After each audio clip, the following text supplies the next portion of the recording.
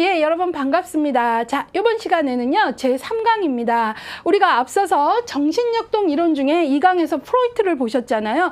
이번 강의에서는요, 2명을 보겠습니다. 누구?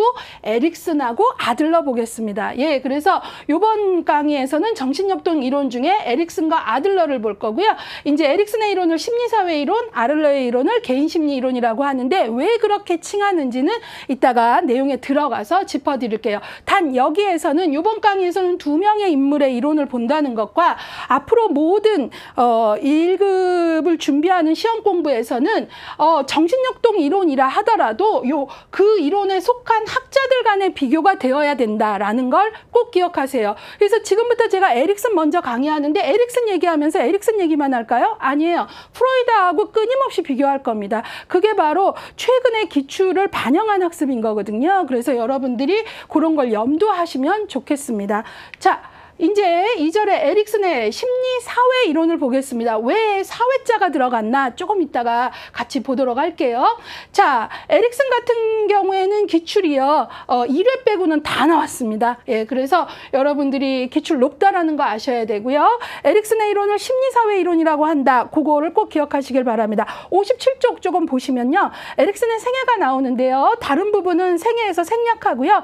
에릭슨 자신이 청소년기와 청년기까지 도 되게 많이 에릭슨의 개인적 역사, 가족사 안에서 나는 누굴까라는 그런 고민이 큰 고민이었어요. 따라서 에릭슨은 바로 그런 방황하는 시간들을 통해서 자아 정체감에 대한 것들을 연구의 주 테마로 삼았다는 거죠. 그래서 두 번째 문장 보겠습니다. 에릭슨의 가족 배경과 청년기의 방황 경험이 그의 심리사회 이론에 특히 자아 정체감, 아이덴티티죠. 그 다음에 심리사회적 유예 기간, 그러니까 나는 누굴까 방황하는 기간에 이제 충분히 그것들을 찾아갈 수 있게끔 유예해줘라 하는 그런 개념들을 이 사람이 만들었고 소개했다라는 거죠. 그것들을 좀 아시면 좋겠고요. 맨 끝에 보시면 에릭슨은 그래서 에릭슨의 이론을 심리사회 이론이라고 하는 건 맨 끝에 문장 보면 인간 발달의 사회적 맥락을 강조했다. 밑에서 셋째 줄 나와 있죠. 그래서 심리 이론이 아니라 심리사회, 사이코소셜이라고 얘기를 하는 거죠. 그래서 그걸 꼭 기억하시고요. 또 하나는 에릭슨 이론은 그 바로 위에 줄 보면 자아심리학의 대변자 그러는데요. 프로이드의 계보를 따르면서도 프로이드는 우리가 되게 이드, 무의식, 과거의 영향을 크게 받는 정신결정론이라면 에릭슨은 에고의 기능, 에고의 자율적 기능을 강조한 학자이기 때문에 자아심리학이라고도 한다는 거죠. 그것도 기억을 하시면 좋겠고요. 에릭슨에서 또 하나 기억해야 되는 중요한 게 맨 끝에 한 번 더 나와 있네요. 프로이트는 인간 발달 단계를 5단계로 말했다면 에릭슨은 8단계로 말해서 전생의 노년기까지의 발달 단계를 제시한 최초의 인물입니다. 그러니까 전생의 발달 단계를 제시한 최초의 인물이다. 그거 정도 기억하십니다. 자, 그러면 에릭슨의 심리사회 이론 58쪽 으로 가셔서 두 번째 꼭지를 보시면 심리사회 이론의 개요가 나오는데요. 당연히 저는 여기서 프로이드와 비교하면서 설명할 겁니다. 자, 중요도 별 3개나 나와 있습니다. 예, 심리사회 이론의 특징하고 꼭이 붙었는데요. 심리사회 이론은 그 문장 좀 보고 갈게요. 인간의 발달이 심리사회적 측면에서 이루어진다고 보고 그 얘기는 단지 부모의 영향만 받는 프로이드는 되게 폐쇄적 인간관이었잖아요. 넓혀봐야 관계에서 부모인데 에릭슨은 아니다. 심리적인 거 그러니까 부모뿐만 아니라 사회, 문화의 영향 받는다. 환경 속의 인간의 그런 시각을 가졌던 거죠. 그래서 심리사회적 측면에서 이루어진다고 봤다. 기억하시고 자아의 성장을 중요시했기 때문에 자아심리학이라고도 한다. 얘기했고요. 자, 그 다음에 두 번째 문장을 보시면 거기에 프로이드하고 비교해줬네요. 읽어볼게요. 에릭슨은 프로이드로부터 정신분석의 영향을 많이 받았기 때문에 신프로이드 학파라고 불리지만 그러니까 에릭슨은 융인이나 아들러가 같이 프로이드와 결별하고 그러지는 않았어요. 그러나 프로이드와는 근본적으로 다른 점이 있다. 에릭슨은 줄글게요. 문화와 사회를 인성 발달의 가장 중요한 결정적 요인으로 봤다. 따라서 여기 소셜이 들어가는 거예요. 문화와 사회의 영향력을 본 거죠. 예, 그래서 그거 너무 중요하고요. 많이 그 기출에서 선택지 지문에 인용을 합니다. 예, 그래서 그걸 꼭 기억을 하시고요. 그 바로 뒤에 문장 에릭슨은 프로이트의 중심 개념을 받아들였으나 발달 단계에 성인 시기를 포함함으로써, 그쵸? 프로이드는 포함하지 않은 뒤에 시기를 포함을 한 거죠. 그래서 장년기, 노년기까지 해서요, 프로이드 발달 이론을 확대했다. 그래서 전생의 발달 단계를 제시했다. 기억하시고요. 그 다음에 그 밑에 문장도 중요해요. 인간 행동의 기초로서 원초화보다 자아를 더 강조한다. 그렇기 때문에 뭐라 그런다? 자아 심리학이라고도 불린다. 그 다음에요, 그 밑에 그 지금 읽은 문장의 셋째 줄, 에릭슨은 자아를 성격의 자율적 구조로 봤다. 줄 그세요. 예, 중요합니다. 예, 자율적 구조로 봤다. 자아는 원초화로부터 분화된 것이 아니라, 줄 글게요. 그 자체로 형성되며 환경에 대해 적극적이고 창조적으로 대응한다는 것이다. 꼭 기억을 해야 됩니다. 한번 설명해 볼게요.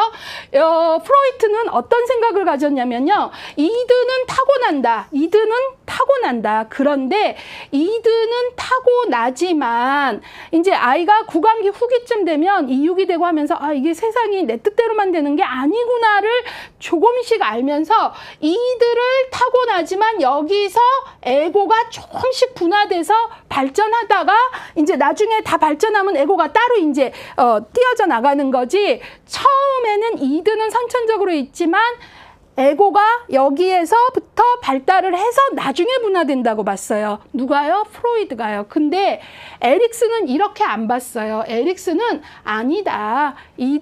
이드에서 분화되어 나오는 것이 아니라 에고 자체가 자율적 구조다라고 봤어요. 그래서 자아를 성격의 자율적 구조로 보고 있다. 꼭 기억을 하셔야 됩니다. 예.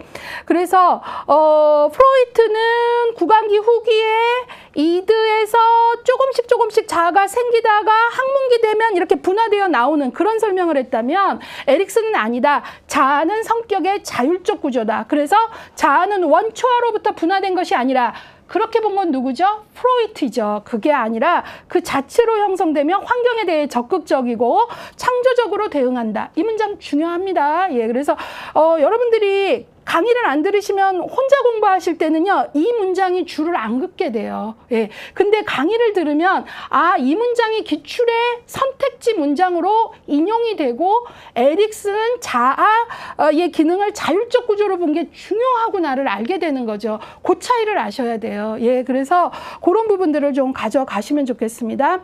인간 행동은 무의식에 의해 결정되는 게 아니라 의식 수준에서 통제되고 가능한 자아에 의해서 동기화된다. 그만큼 자아의 자율적 구조를 강조했다라는 거죠. 프로이드의 결정론적 입장하고 달리라는 거죠. 그게 중요하고요. 그 밑에 문장에서는 환경의 영향을 강조했다. 예, 거기에서 하나만 더 거기 좀 메모해 주셨으면 좋은 게, 환경의 영향을 강조했다. 폐쇄적 인간관이 아니라 에릭슨은 개방적 인간관이다. 그래서 환경 영향력을 받다. 그거 중요하고요. 하나만 더 보면, 그렇게 되면 학생들이 에릭슨은 유전적 소인은 완전히 무시한 줄 아는데 아니에요. 거기에 유전적 요인을 배제하지 않았다라고 좀 메모해 주세요. 기출 풀다 보시면요, 이런 문장 나오면 이거 저 환경 얘기는 있었지만 유전 요인 얘기는 없었어. 틀렸겠지. 이러면 또 틀리시는 거예요. 그래서 환경의 영향을 강조했지만 유전적 요인을 배제하지 않았다. 즉, 유전과 환경을 모두 인정했다. 이런 것들을 메모하셔야 되겠습니다. 자, 그래서 그 밑에 보시면 이제 그 지금 얘기했듯이 프로이트하고 비교해서 가족에게 영향을 미친 역사적, 사회적 상황까지도 관심을 갖는다. 그냥 부모가 중요한 게 아니라 그것도 심리사회적 환경으로 강조를 했다. 또 자아는 신체, 심리, 사회적 상호작용을 통해 전생애를 걸쳐서 발전한다. 그 밑에 문장, 환경 속의 인간이라는 관점 형성에 크게 기여했다. 이거 중요하죠. 왜냐하면 우리가 인간을 바라보는 사회복지학의 학문으로서의 정체성이 Person and Environment, PIE니까요. 그래서 요거 중요해요. 그래서 지금 이 개요 부분에서 기본적으로 이 특징 부분은 다 그 시험 문제 오지선다형의 선택지로 인용될 수 있는 특징들입니다. 자, 우리 교재가 얼마나 친절합니까? 지금 얘기한 것들 외에도 누구와 누구는 비교해야 된다고 본 거죠. 프로이트와 에릭슨은 비교해야 된다. 그래서 이렇게 비교를 해주고 있어요. 되게 중요한 중요한 표이고요. 여러분들이 요 비교마다 이게 문제로 나올 수 있다 이런 생각으로 보시길 바라고요. 빠르게 좀 비교하겠습니다. 프로이트는 인간 행동의 기초, 인간을 행동하게끔 하는 걸 뭐라고 봤죠? 원초와 이드라고 봤죠. 근데요, 에릭슨은 자아라고 봤다는 거예요. 그래서 그만큼 자아를 중요시했기 때문에 자아 심리학이라고도 한다라는 거고요. 프로이트는 정신결정론에서 무의식을 강조했다면 여기는 의식을 강조했다 그랬어요. 그래서 그런 것들을 좀 보고요. 프로이트는 인간 행동의 드라이브, 동기가 바로 뭐다? 원초하다. 그래서 본능적 측면을 주로 강조했다 하고요. 자, 그러면 자아에 대한 부분의 차이 뭐냐? 아까 설명했죠. 프로이트는 원초화해서 분화된다. 그쵸? 원초화해서 구강기 후기부터 조금씩 분화되다가 그 항문기 가면 완전히 이렇게 분화된다라고 봤어요. 예, 그래서 원초화에서라고 봤단 말이죠. 근데 여기는 뭐라 그랬어요? 원초화해서 분화된 것이 아니라 그 자체로 형성된다. 요 차이가 요즘 문제는 여기까지 그 선택지 문장에서 인용이 되더라요. 그러니까 그냥 에릭슨 하면 전생의 8달 단계 그것만 아시면 문제 못 푸세요. 예, 그래서 그거를 꼭 보셔야 됩니다. 예, 그래서 요 내용 꼭 보셔야 되고요. 그 밑에 있는 것들은 여러분들이 프로이트는 인간 행동의 기초로 원초와 이들을 강조했다면 에릭슨은 자아를 강조했다. 요 정도 보시고요. 그 다음에 성격 발달에 있어서요. 프로이트는 아동 성격 발달에 누구의 영향을 강조했어요? 부모를 강조했죠. 그리고 아동기 초기, 특히 5세까지의 초기 경험을 되게 강조했고요. 그런 것들. 그래서 이 성격은 인생 초기에 형성된다. 그런데 에릭슨은 성격은 에고의 지배력과 사회적인 지지. 그러니까 에릭슨은 프로이트가 본 거하고 달리 부모 정도까지만 보는 폐쇄적인 게 아니라 에릭슨은 에고의 그 지배력, 에고의 자기 조절 능력을 강조했고 사회적 지지에도 강조했고 초기 경험만 중시한 게 아니고 전생의 발달 얘기를 했다라는 것. 그 다음에 이제 에릭슨에서 또 중요한 거는 특히 청소년기의 자아 정체감. 그래서 자아 정체감 이따 또 나오겠죠. 그래서 이거 되게 중요한 시기로 봤고요. 이게 청소년기의 자아 정체감 형성 여부가 청년기까지 지대한 영향을 미친다는 거죠. 그 다음에 이제 발달 단계를 얘기할 때 발달 과업이라는 걸 사용하는데 이때 발달 과업에서 위기 개념을 가지고 설명을 한다라는 거죠. 인간은 발달 단계마다 중요한 위기를 만나고 그 위기마다 해결해야 되는 발달 과업이 있다. 이런 설명들을 하면서 뭐뭐 대 뭐뭐라는 그런 설명을 하고 있거든요. 그걸 좀 기억하셔야 되고요. 사회문화적 환경의 영역에서 프로이트는 환경을 발달의 추진력으로 보지 않았어요. 그런데 에릭슨은 어때요? 발달에서 환경이 중요하다. 예, 그걸 꼭 강조하고 있고요. 인간관에서 프로이트는 되게 무의식에 지배되는 수동적 인간관. 그래서 우리가 수동적 인간관, 비관적 인간관, 등등, 사회와 투쟁적 인간관 이런 얘기를 했다면 이쪽에서는 능동적 인간관이죠. 잠재 능력이 있다. 이런 능동. 아주 대비적인 단어들을 쓰고 있습니다. 심리적 문제는 프로이트는 이 사람이 지금 이런 문제를 갖는 건 초기에 이런 트라우마를 겪었기 때문이야. 이런 어떤 직선적 해석을 하고 싶어 했죠. 그러나 에릭슨은 초기 문제를 부적절하게 처리하면 성장 후에 어려움을 겪는 건 인정했지만 그렇지만 뭐죠? 인간은 뭐다? 그렇게 수동적인 존재만이 아니다. 능동적인 존재다. 잠재력을 갖고 있다. 여기까지 봤다는 거죠. 예. 그 다음에 기타는 이제 여러분들이 보시면 프로이트는 심리성적 갈등의 양상과 그 해결을 무의식적 작용을 통해 설명하고자 했다면 에릭슨은 자아의 영향력, 그 다음에 환경의 영향력을 강조했다 그랬어요. 여러분 지금 이 표는 다 문제로 나올 수 있어요. 그러니까 프로이트와 에릭슨의 비교, 그 다음에 우리가 이런 표들을 작성을 할 때는 이 표를 만드는 사람이 되게 고민을 해요. 어떤 걸 키워드로 넣어줘야 될까? 그 과정들을 다 거친 거예요. 만약에 이런 표가 제시되지 않는다면 여러분들이 만드셔야 되는데 이미 어떤 걸 기준으로 뭐와 뭘 키워드로 삼을까를 고민해서 넣어드린 거잖아요. 그것들을 적극 활용하셨으면 좋겠습니다. 다 문제로 나올 수 있다. 이런 생각들을 좀 갖고 보시면 좋겠고요. 자, 그래서 인간 행동의 어떤 중요한 동기를 프로이드는 이드와 무의식을 강조했다면 에릭슨은 에고와 의식을 강조했다. 뒤에 가면 아들러는 또 인간 행동의 동기로 열등감에 대한 자각을 강조하고 있고, 또 융은 인간 행동의 동기는 부분의 내가 아니라 전체의 나를 만나고자 하는 그런 움직임에서 시작된다, 이렇게 보거든요. 그러니까 같은 정신역동이라 하더라도 학자들마다 인간관이 다르고 또 그러한 어떤 인간 행동의 동기가 뭐냐도 다르다는 거죠. 그런 걸 비교하실 수 있는 게 대단히 중요하다는 거죠. 자, 그러면 이제 여러분들하고 59쪽에 있는 심리사회 이론의 주요 개념을 볼 건데요. 이제 우리 교재 59쪽에서 61쪽까지 보면 심리사회 이론의 주요 개념으로 자아정체감, 에고 아이덴티티, 그 다음에 점성원리라는 게 나와요. 이거는 1장에서도 배웠죠. 예, 그 다음에 위기 개념. 이게 바로 에릭슨의 심리사회 이론에서 우리가 꽉 잡고 가는 개념이라는 거예요. 그래서 정체감, 점성원리, 그 다음에 이항 대립의 구조를 갖고 단계별로 위기를 설명한 것이 바로 에릭슨의 발달 단계의 주요 특징이다. 이걸 꽉 잡고 가셔야 돼요. 자꾸 이렇게 책에 다 있는데 왜 이렇게 키워드를 잡아드렸냐. 그러니까 여러분들이 내용이 너무 많다 보니까 공부하다가 길을 잃어요. 내가 지금 어디에 있는 건지 이러거든요. 그게 아니라 내가 어느 쪽을 보더라도 아, 에릭슨에서 알아야 되는 주요 개념 중에 지금 이걸 보고 있구나. 이게 되셔야 돼요. 자, 그러면 첫 번째로 자아정체감 한번 59쪽 정의 읽어볼게요. 자아정체감이란 총체적 자기 지각을 말한다. 예, 여러분들이 나는 아이덴티티가 정립되었나 한번 물어본다면 총체적인 자기 지각, 다시 말해서 나는 누구인가, 나는 무엇을 할 때 행복한 인간인가, 나는 어떻게 날 표현하면서 살아가고 싶은 인간인가, 뭐 이런 것들에 대한, 그래서 자아정체감은 시간적 동일성, 자기 연속성, 그러니까 연속성을 갖고 있다라는 거죠.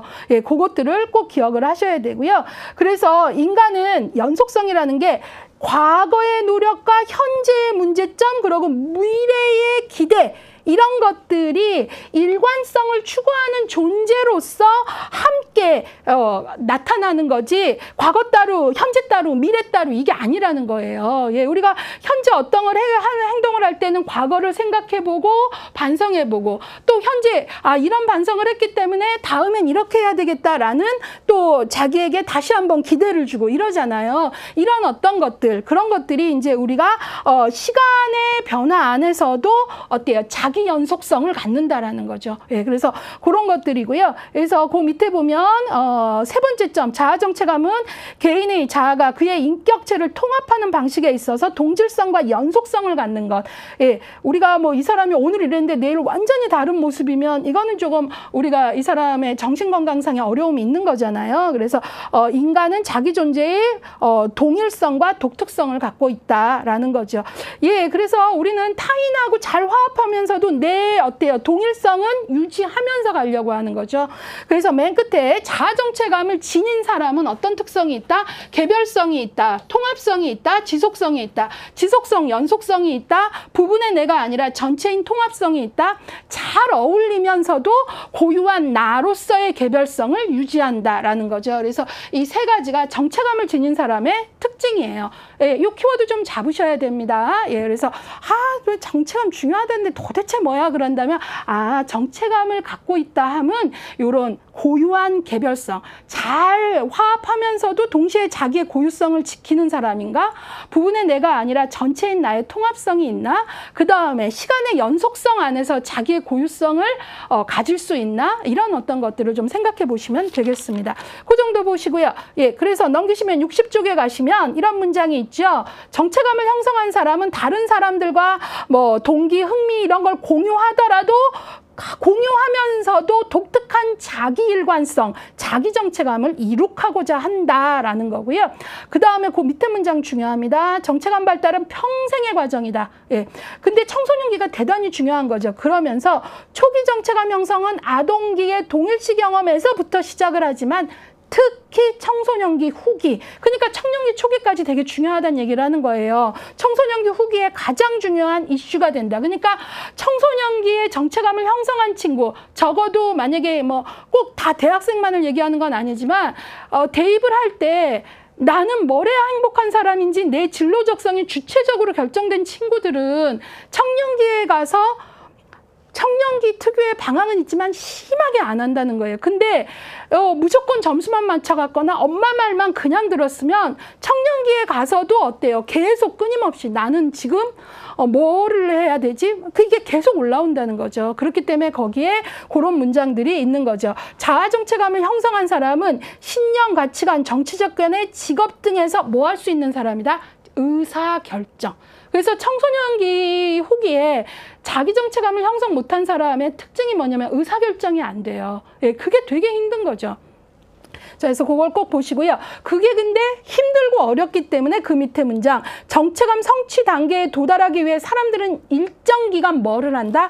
격렬한 결정 과정. 이게 바로 뭐예요? 바로 나는 누굴까? 뭘 해야 행복할까? 이것들을 계속 물어보면서 방황을 하는 거고, 그때 에릭슨은 뒤에 가면 나오겠지만 이 격렬한 결정 과정에 부모가 심리사회적 유예를 해줘라. 아이, 네가 지금 공부할 때 무슨 방황이고 뭐 그 소설을 왜 읽어? 막 이게 아니라 얘가 바로 그런 격렬한 난 뭐 할 때 행복한가? 얘가 소설을 통해서 자기를 비춰보면서 어떻게 살고 싶은지 결정할 수 있는데 그런 것들을 다 막아버리면 안 된다는 거죠. 그래서 바로 격렬한 결정 과정이 뒤에 가면 에릭슨의 전문 용어로 부모가 안전망만 쳐주고 충분히 건강한 방황을 하게끔 결정 과정을 격렬한 결정 과정을 갖게 심리사회적 유예 기간을 갖게 해줘라 라고 얘기하는 겁니다. 예. 자, 그것들 좀 보시고요. 그 다음에 점성원리 보겠습니다. 그냥 점성원리는요, 거기 보시면 점성원리에 따른다 8단계에서 우리가 앞에 1장에서도 있죠. 앞서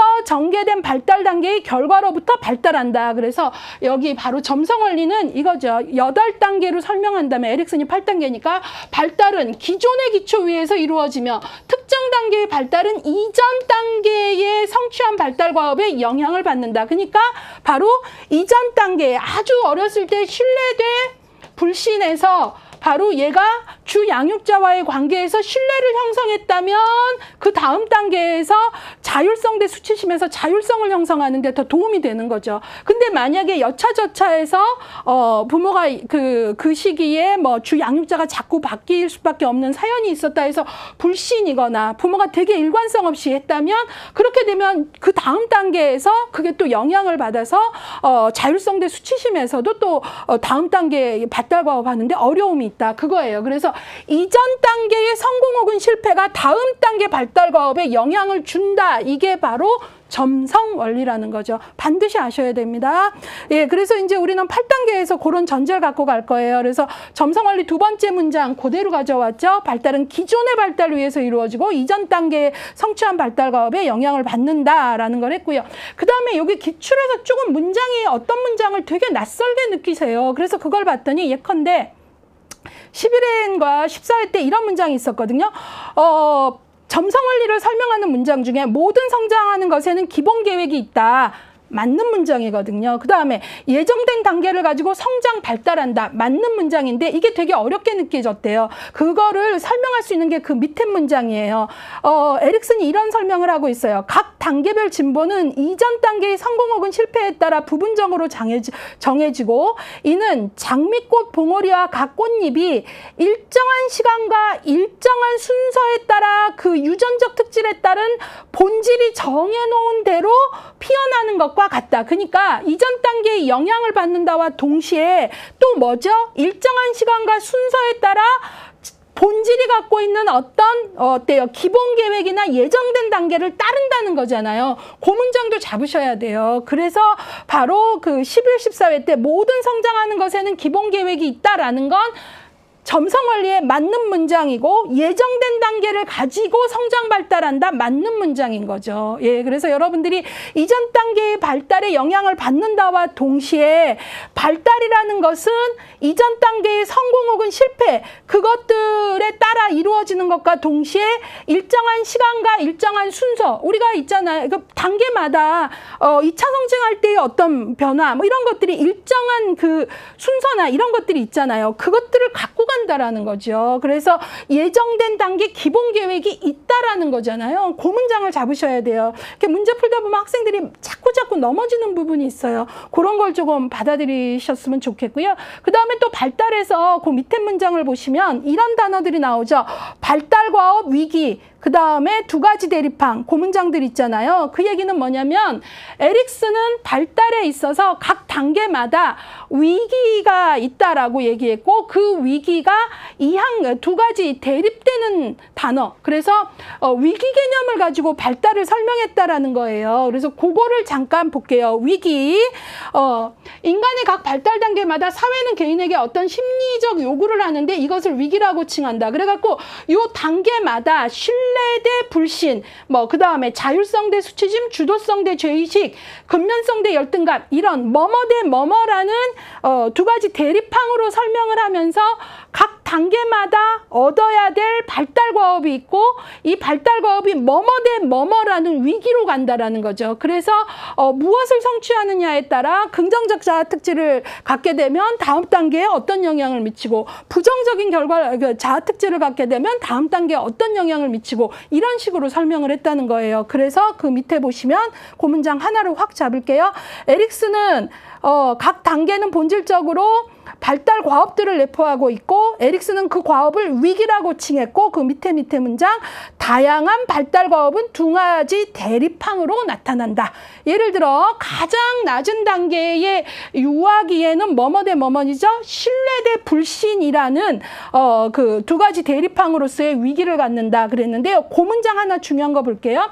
얼뜻 보기에 여러분들이 신뢰 대 불신하면 신뢰를 형성하는 것만이 최고의 신뢰 100% 하면 이게 얘는 진짜 이 발달 과업 위기에서 성공을 한 거구나. 그러니까 다음 단계에 아주 좋겠어. 이렇게 생각해서 하나 신뢰 대 불신 이런 식으로 대립항이면 이쪽 긍정적 자아 특질을 100% 갖는 게 목표인 걸로 아는데 그렇지 않다는 거예요.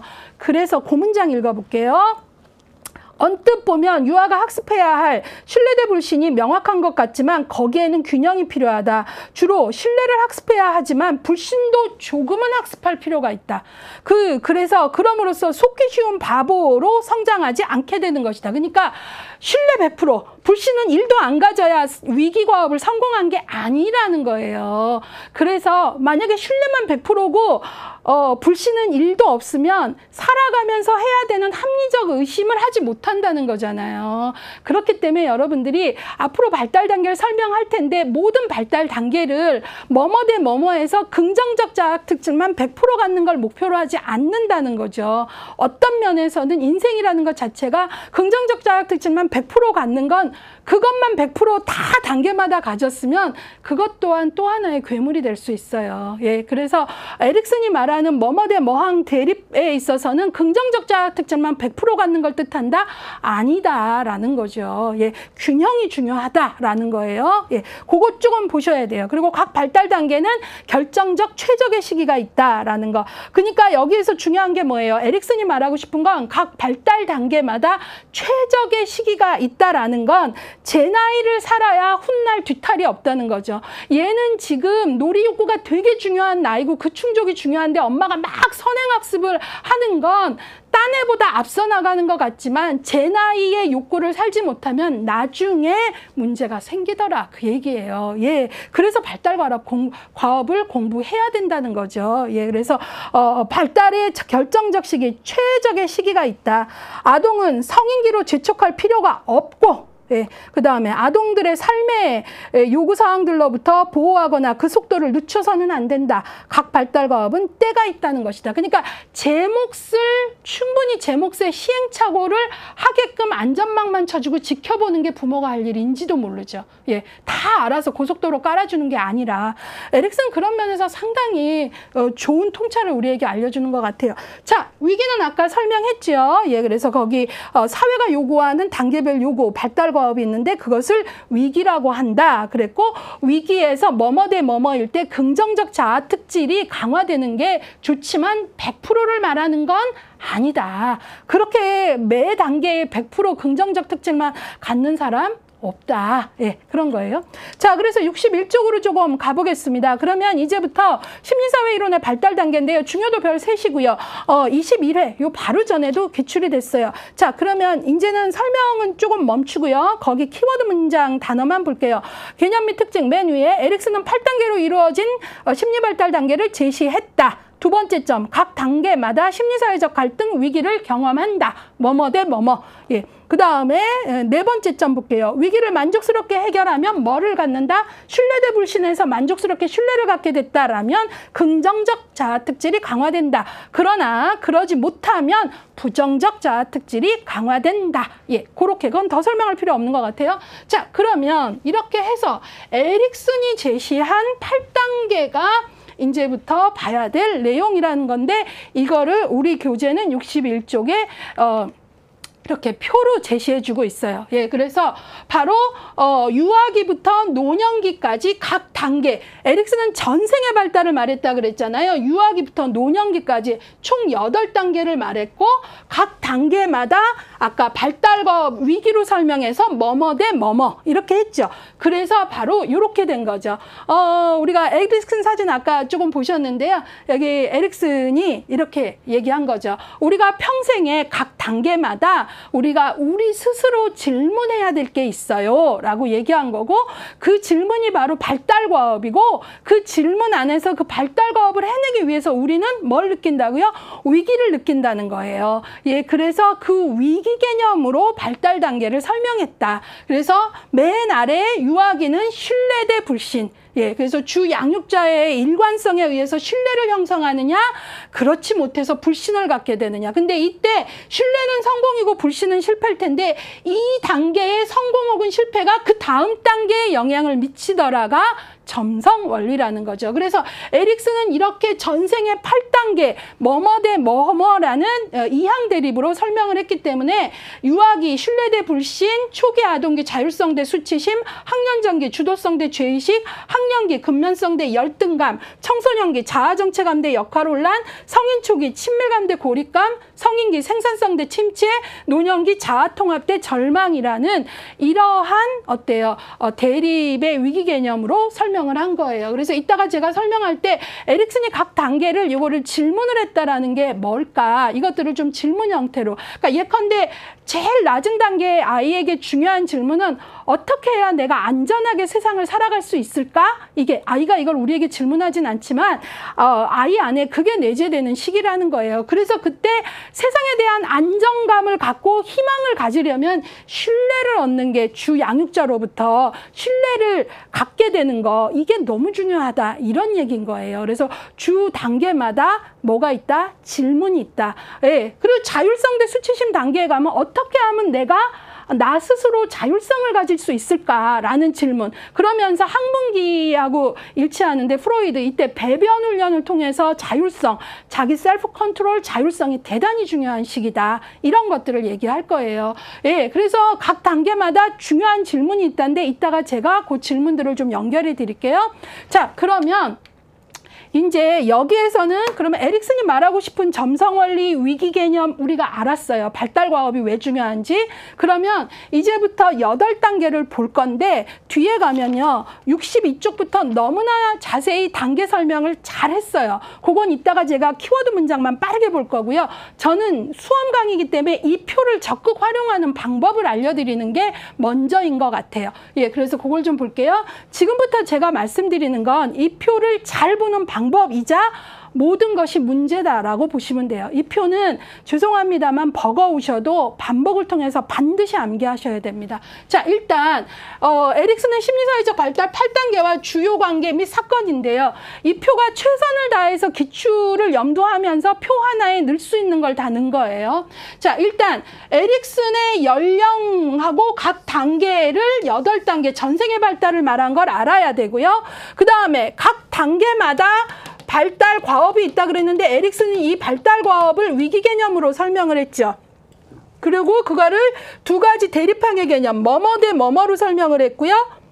그걸 알아야 돼요. 그때 앞에 것들을 성취하면 긍정적 자아 특질을 평생 갖게 되고 뒤에 걸로 안타깝게 되면 부정적 자아 특질을 갖게 된다. 그 얘기예요. 그럼 보세요. 일단 저라면 에릭슨은 전생의 발달 단계, 그다음에 위기 개념으로 설명해서 대립항으로 설명했지, 암기하고요. 그다음에 각 단계를 10명 단계를 순서대로 외울 거예요. 신뢰 대 불신, 자율성 대 수치, 주도성 대 죄의식 이런 식으로요.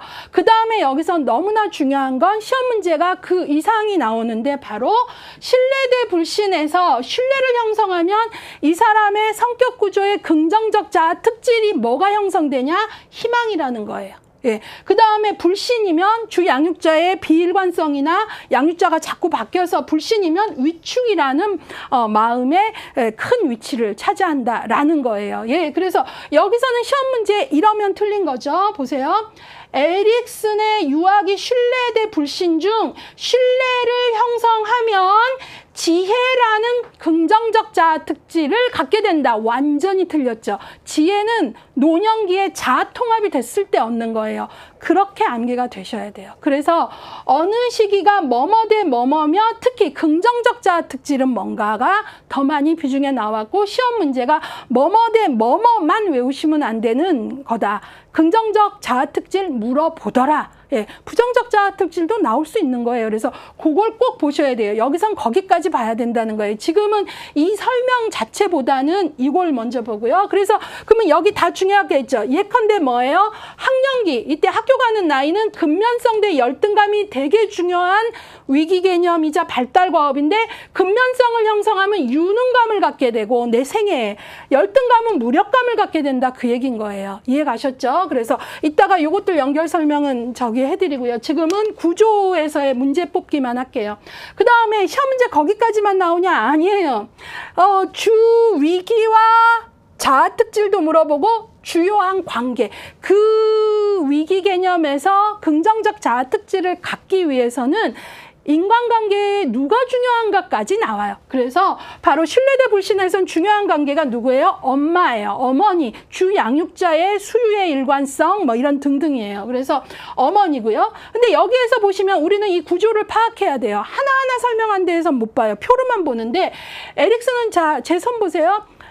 심리사회 이론이고 점차 관계가 넓어지는 개방체계로 설명했고 사회적 관계, 문화적 영향 중요하다고 했죠. 그러니까 여기 보시면 중요한 관계를 보면 중요한 관계가 계속 넓어지는 걸 한눈에 확인할 수 있어요. 볼까요?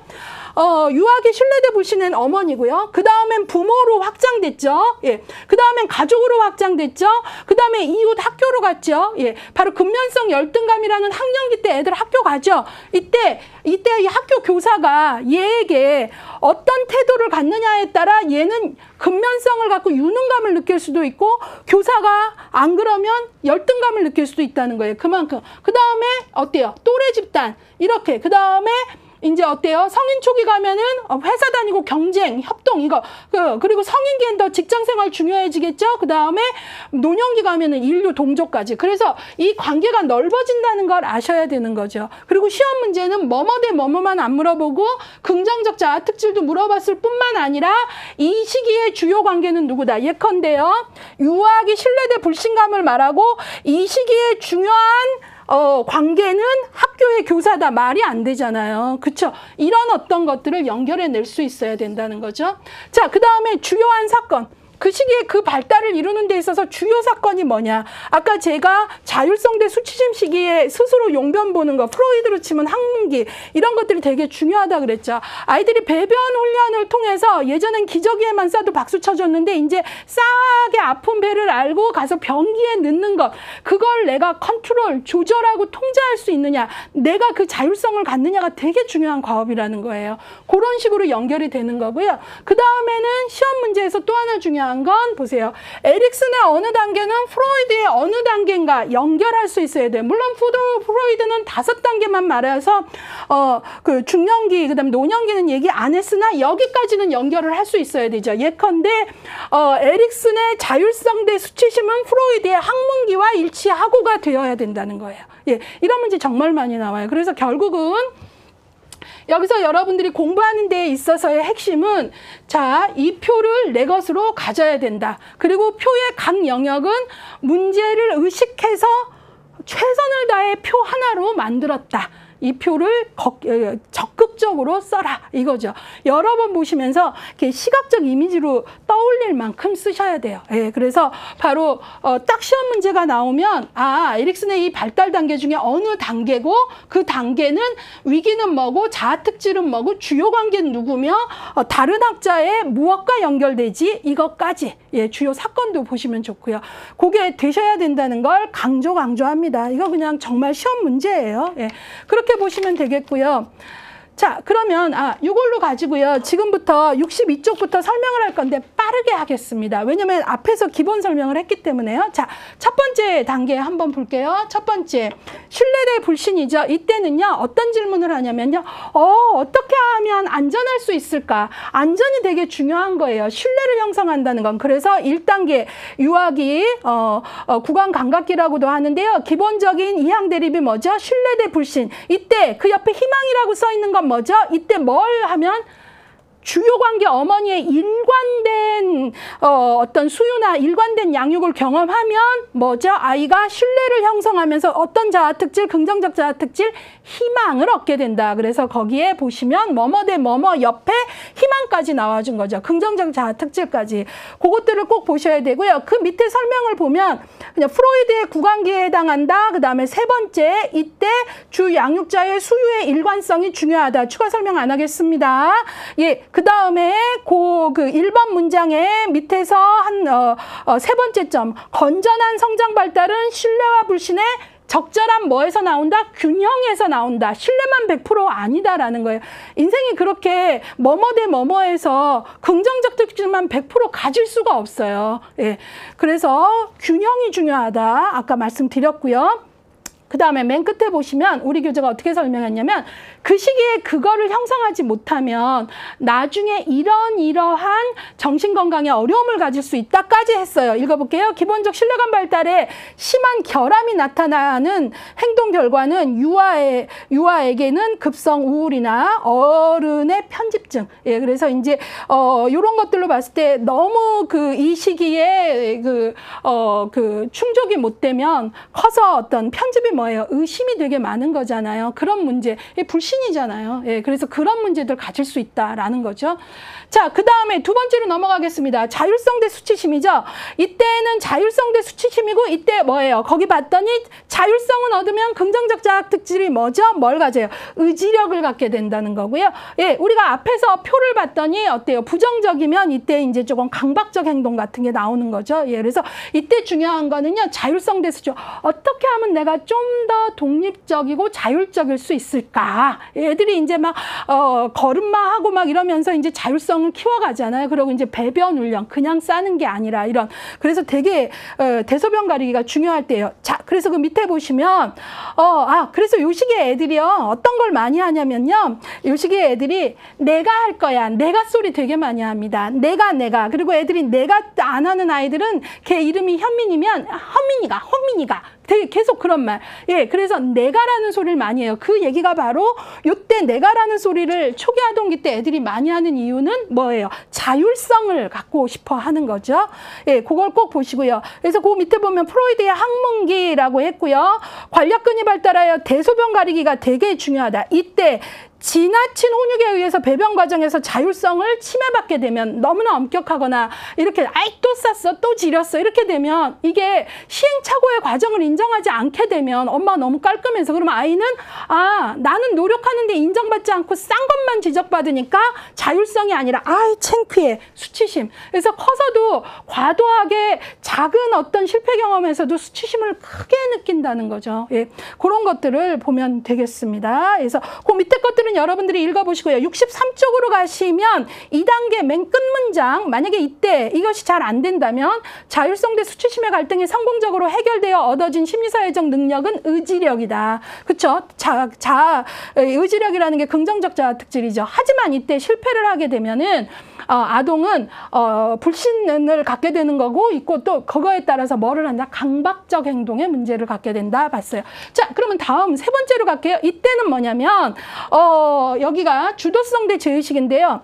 바로 그 학년 전기했는데요. 이때 아이가 주도성 대 죄의식의 시기에서 중요한 게 3세, 6세인데요. 이때 바로 긍정적 자아 특질을 갖게 되면 목적이라 그랬는데요. 주도성이 바로 뭐냐면 목표를 세우고, 주도성이 목표를 달성하고자 노력하는 걸 주도성이라 그래요. 그렇기 때문에 이때 주도성 대 죄의식에서 주도성을 갖는다면 뭐를 갖게 되는 거죠? 아이가 목적지향, 목적을 갖게 돼요. 근데 그게 안 되면 부정적 자아 특질로 의지가 부족하다거나 용기가 부족하다거나 이렇게 된다는 거고요.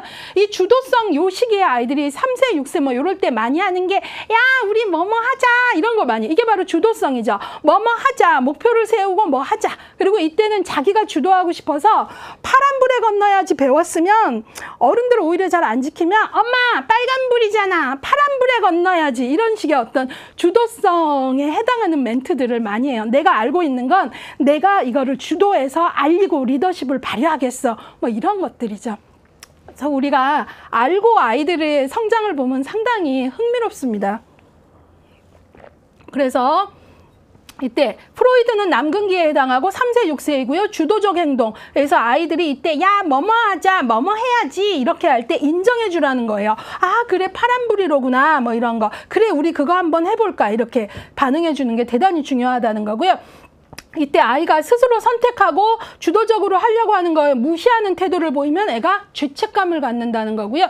주도했는데 실패할 수 있잖아요. 그럴 때 그건 네가 하자 그래서 그랬잖아 하면 얘는 죄책감을 갖는다는 거죠. 그래서 그러지 말아라 라는 거죠. 그래서 거기 있고요. 맨 끝에 보시면 지속적인 죄의식을 갖게 되면 아이가 성인기에 소극적인 성격, 성적 무기력, 불감증, 정신병리적 행동을 유발할 수 있다라고 봤어요. 이번에는 4단계로 갈게요. 이때는 아이들 말 그대로 학년기예요. 학년기. 그래서 이때 누가 중요하다 그랬죠? 집 밖에 울타리를 나가서 이웃, 그 다음에 특히 학교의 교사가 대단히 중요해요. 그래서 이때 바로 근면성 대 열등감. 근면성이 어떻게 해야 나오냐? 바로 교사나 이런 사람들의 인정으로부터. 그래서 인정을 잘 받으면 아이가 자기 능력에 대한 유능감을 갖는데 그러지 못하면 부정적 자아 특질은 무력감을 갖고 비활동성을 갖게 되는 거죠. 자, 그래서 프로이트의 요 시기는 6세, 12세인데 잠복기 뭐 이런 거고요. 자아성장의 결정적 시기다. 그래서 이때 아이들이 인정을 해주고 사회적 기술을 습득할 때 그런 것들이 잘 이루어지면 근면성이 발달하고 그 얘기는 뭐예요? 유능감, 능력이 발달한다는 거죠. 반대로 실수나 실패를 자주 하고 많이 지적받으면 열등감을 갖게 된다 그랬어요. 그래서 그 밑에 뭐 이 시기를 잘 보내야 되는 얘기들을 하면서 자신감과 능력, 그 다음에 열등감을 형성하지 않도록 맨 밑에 2단계에는 부모를 넘어서 아까 그 관계들이 확대되는 거 봤죠? 맨 끝에 문장 교사의 역할이 아동의 근면성에 대단히 중요하다 그랬어요. 자, 그 다음으로 넘어가겠습니다. 자아정체감 부분인데요. 64쪽으로 가실까요? 청소년의 자아정체감 부분입니다. 이때의 주요 질문은 뭐죠? 나는 누구일까? 나는 뭐 할 때 행복한 사람이지? 이거예요. 예, 그래서 나는 누구이며 어떻게 내가 이제 나를 표현하면서 살아갈 것인가? 그래서 이때 자아정체감 대 역할 혼란이고요. 자아정체감을 형성하면 성실성이라는 자아특질을 갖게 돼요. 성실성이라는 게 뭡니까? 아, 나는 뭐 하고 싶은 사람이고 뭐 할 때 행복하구나. 내가 하고 싶은 진로 선택이 되고 그러면 성실성이 당연히 나와요. 나는 커서 뭐가 되고 싶은 사람이면 지금 이 시점에 이거를 열심히 해야 되겠구나를 아는 거죠. 그러면 거기에 에너지를 집중할 수 있는 성실성이 나온다라는 거죠. 예, 그래서 바로 스스로 자기에게 질문하고 내가 좋아하는 걸 선택할 수 있게끔 해주는 게 부모 역할에서 아주 중요하다는 거죠. 그런 의미예요. 예, 그래서 그걸 좀 보시고요. 그게 안 되면 부정적 자아 특질로 매사에 거부하고 거절하는 사람이 될 수 있는 거죠.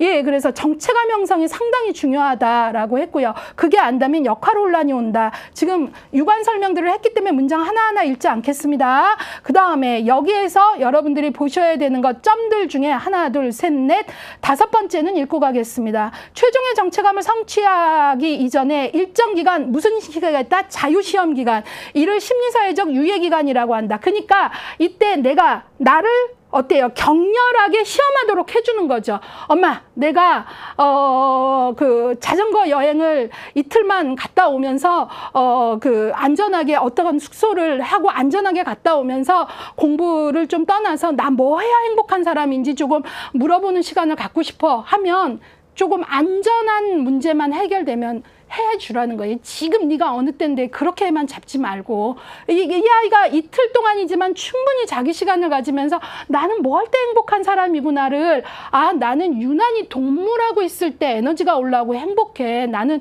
그쪽 관련 일을 하고 싶어. 이런 것들이 자기 답이 나와야 된다는 거죠. 부모가 무조건 유망한 직종 막 이제는 뭐가 최고다 이러지 말라는 거예요. 예. 그래서 자유시험기가 있는데 이를 심리사회적 유예기간이고 이때 특별히 내가 나의 가치, 나의 믿음, 나의 역할을 시험해 보도록 허락해 주라는 거예요. 예. 그 맨 밑에 문장 볼게요. 자기 탐색을 통해서 자신감, 확신을 갖게 해주는 게 되게 중요하고 그러지 못하면 혼란을 갖게 되고 이 혼란은 나아가 불안의 문제들하고도 연결된다. 자, 그거예요. 근데 여기서 너무 중요한 게 청소년기의 이 자아 정체감이 에릭슨은 특별히 전체 생애의 발달을 말했지만 여기서 끝나지 않고 특히 성인 초기에 이 친밀감 대 고립감 과업이 이때 자아 정체감을 형성했느냐 못했느냐가 되게 중요한 영향을 미친다고. 그래서 이 시기를 되게 강조한 거예요. 그래서 거기 보시면 6단계 보시면 친밀감 대 고립이에요. 이때 내가 친밀감을 형성하면 긍정적 자아 특질로 사랑, 우정 이런 거예요. 여기서 친밀감은 꼭 이성만 얘기하진 않아요. 이성이 주요하기는 하지만 그 다음에 그러지 않으면 이제 배타적인 부정적 자아 특질로 가는 거죠. 그래서 이때는 되게 중요한 게 어떻게 사랑할 수 있을까? 어떻게 관계를 맺고 유지하고 발전시킬 수 있을까? 이게 되게 중요하다는 거죠. 예, 그래서 거기 보시면 두 번째 문장 볼게요. 친밀감은 자기 자신의 정체성을 잃지 않으면서 다른 사람과 주고받는 나누는 능력. 그러니까 이게 되게 어려운 거죠. 그건 뭐 연애가 쉬워요. 그런 거하고 다른 거예요. 실제로 연애를 잘하는 거는 잘한다는 건 대단히 어려운 얘기예요. 예. 그래서 중요한 거는 여기에서 다른 사람과 주고받는 능력. 이게 안 되면 뭘로 간다는 거죠? 고립으로 간다는 거죠. 근데 그 밑에 문장이 중요합니다.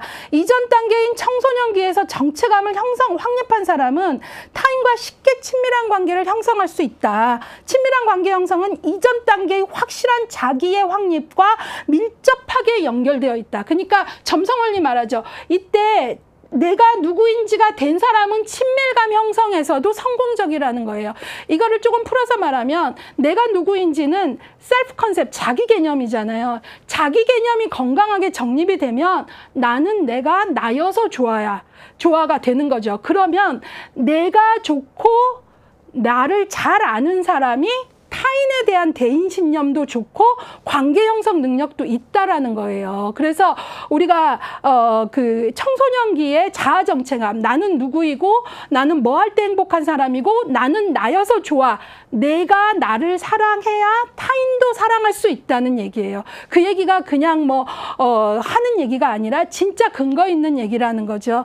그래서 친밀감에서는 이전 단계의 그 정체감 확립이 타인과의 관계에서도 대단히 중요하다. 여러분들 이럴 수 있죠. 저는 정체감 되게 혼란스러운데 연애는 잘해요 하는데 그냥 연애를 사람을 자주 잘 만나는 거, 파트너가 계속 끊이지 않고 바뀌는 게 아니라 여기서 말하는 거는 그게 아니에요. 내가 나를 사랑할 때 타인도 사랑할 수 있다는 좀 더 뭐예요? 그러니까 사랑의 질이 좋은 걸 얘기하는 거고요. 그냥 우리가 쉽게 하는 말에 연애하고는 다른 거다라는 거죠. 예, 그래서 그런 것들을 조금 보시면서 요 시기가 얼마나 중요한지 꼭 보시라는 거죠. 예, 그래서 이전 단계와 연결되어 있다라는 게 에릭슨은 그 어느 단계보다도 요 두 단계의 연결을 강조하고 있습니다. 예, 그래서 여러분들이 저는 그냥 사람은 정체감은 별로 혼란스럽지만 연애는 잘해요 할 때 이런 경우에 연애의 질이 건강하냐는 거죠. 대단히 불안하거나 대단히 의존적이거나 대단히 연애라는 게 중요한 게 확인하는 게 아니라 믿음을 갖고 확신을 갖고 가야 되는 건데 끊임없이 확인하는 연애를 하게 되는 거죠. 예, 그래서 에릭슨이 말하는 말의 진짜 뜻을 좀 알아야 된다는 걸 좀 강조하고 싶어요. 예. 자, 그래서 이제 그 정체감의 청소년기가 그 다음 단계의 영향이 중요하다라는 걸 꼭 보고 가시고요.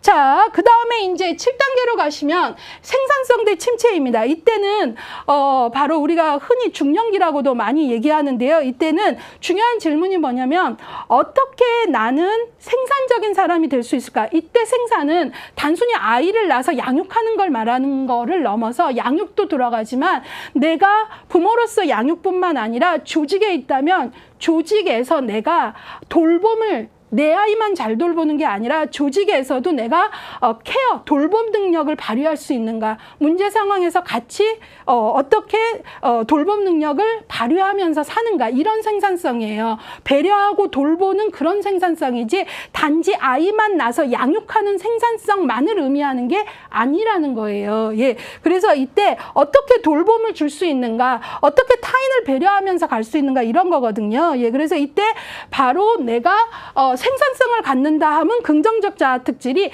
배려, 이거를 갖고 가고 돌봄 능력을 갖는다는 거죠. 그렇게 안 되면 부정적 자아 특질을 갖게 되는 거고 그때는 이제 침체, 그래서 거부하거나 대단히 권위적인 중년의 모습을 보일 수 있다라는 거죠. 그래서 그것들을 좀 보셔야 됩니다. 예, 그래서 65쪽에 가면 뭐 중년 요 시기를 인생의 황금기라고 했는데 이거는 뭐 사람에 따라서는 되게 이때가 힘든 시기이기도 하고요. 예. 자, 이 시기에는 중요한 과업이 자녀 양육이다 했는데 그 옆에 뿐만 아니라 내가 조직 생활을 한다면 부하 직원이나 동료들을 어떻게 잘 돌보면서 가느냐. 예, 그런 것들이 대단히 중요하다라는 거죠. 이때 이게 안 되는 사람은 대개 부정적 자아 특질로 매사에 거부적이거나 대단히 권위주의적인 인물이 됩니다. 예, 그래서 그것들을 얘기하고 있고요. 그 밑에 문장을 보시면 다는 안 읽지만 밑에서 점 세 번째 지금 요 단계에 이 시기에 아주 중요한 게 바로 중년기 위기를 경험한다는 얘기를 했고요. 이때 그 돌보는 능력, 이게 되게 중요하다. 이 시기를 잘 극복하면 타인을 돌보는 능력, 배려가 획득되지만 그렇지 않으면 거부, 거절 아니면 대단히 권위주의적인 그런 사람이 되고 황폐화될 수 있다. 라는 얘기를 하고 있습니다. 자, 그 다음에 맨 마지막 노년기를 조금 보시면 이때는 자아통합대 절망이에요. 그래서 이때 중요한 건 내가 어떻게 생을 마감해야 될까 이런 거예요. 예, 그래서 생을 마감해야 될까를 고민을 한다라는 것이 이때 중요한 거고요. 이때 자아통합이 된 노인은 뭐를 형성해요? 지혜. 그러니까 이때 자아통합의 뜻은 내 성공과 실패를 모두 끌어안을 수 있는 힘인 거예요. 나는 완벽하게 성공만 한 인생이야. 아, 잘 살았어. 이게 아니라 성공은 물론 내 인생의 실패도 끌어안는, 만약에 이게 안 되면 되게 원망이 많고 경멸, 분노하는 노인이 되겠죠. 그래서 이때 바로 자아통합대 절망이고 자아통합을 하면 긍정적 자아 특질이 지혜인 거고요. 그 다음에 부정적 자아 특질로 가면 경멸, 분노 이렇게 되는 거죠. 그걸 좀 아셔야 됩니다. 예, 그래서 생애 마지막에 나는 어떤 선물을 받을까? 뭐 이런 질문으로도 바꿔볼 수 있고요. 그래서 자신의 생애의 7단계까지를 종합하고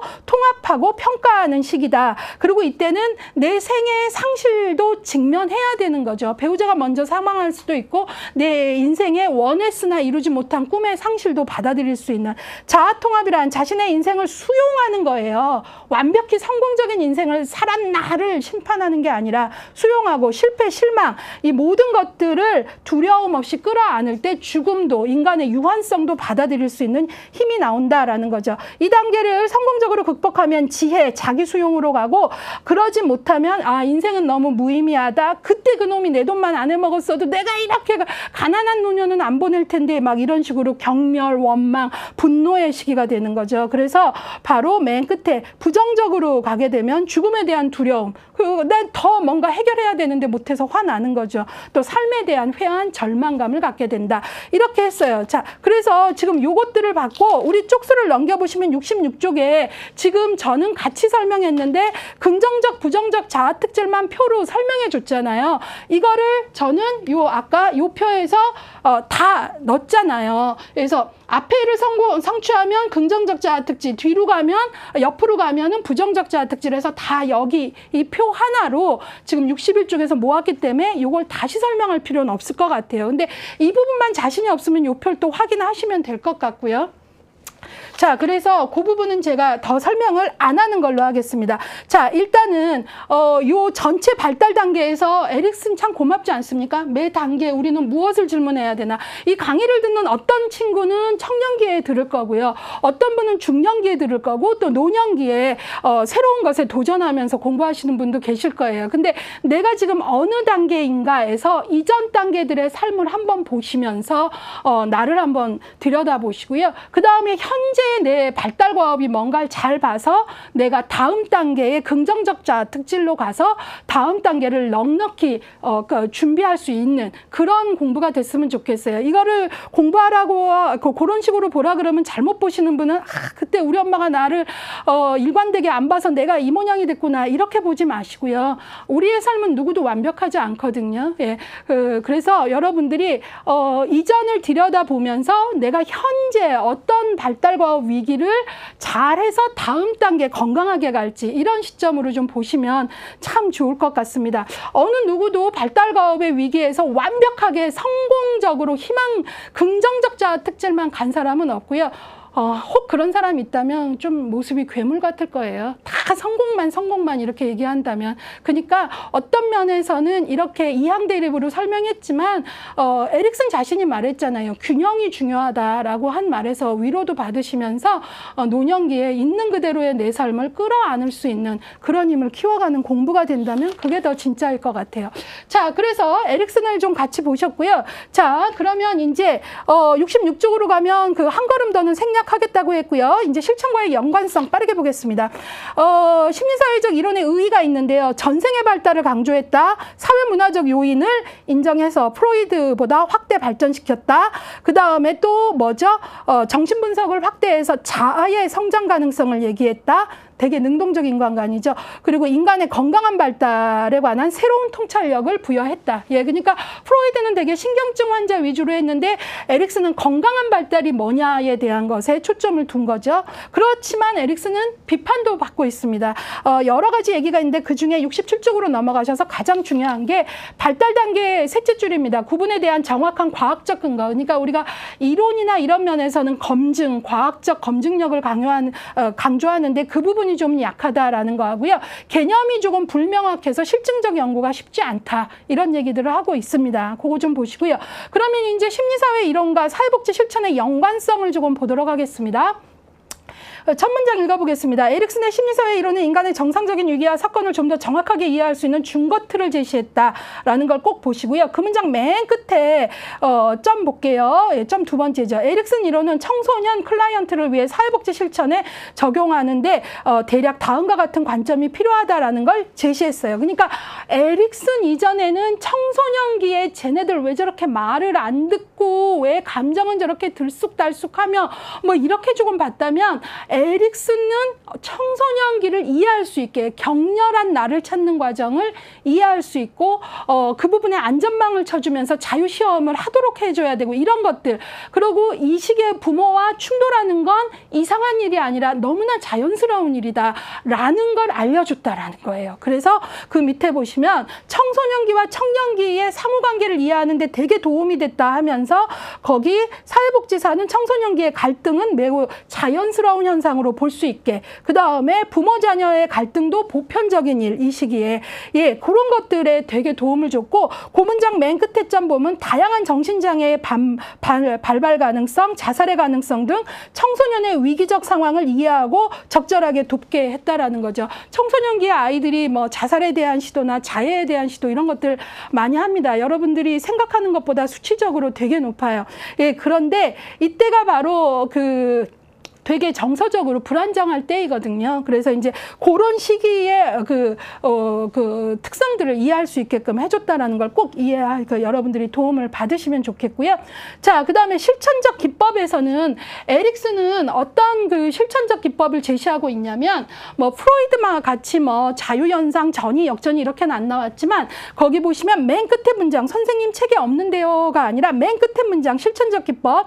에릭슨이 주요 사용한 실천적 기법으로는 치료자가 자유로운 입장에서 거기 주의를 집중하여 경청하는 것 하고 그 문장들 나왔죠. 근데 이게 이렇게 보면 이 문장을 놓칠 수 있을 것 같아서 이렇게 준 거예요. 이해 가셨죠? 그 문장 줄 보세요. 주의를 집중하여 경청하기, 부적절한 추론을 억제하기, 치료적 명확화하기, 해석하기, 내담자의 자기 분석을 통한 발달 역사의 재구성에서 회상요법, 이런 것들이 에릭슨의 대표적인 실천적 기법입니다. 자, 넘겨보시면 회상요법만 좀 강조하고 가겠습니다.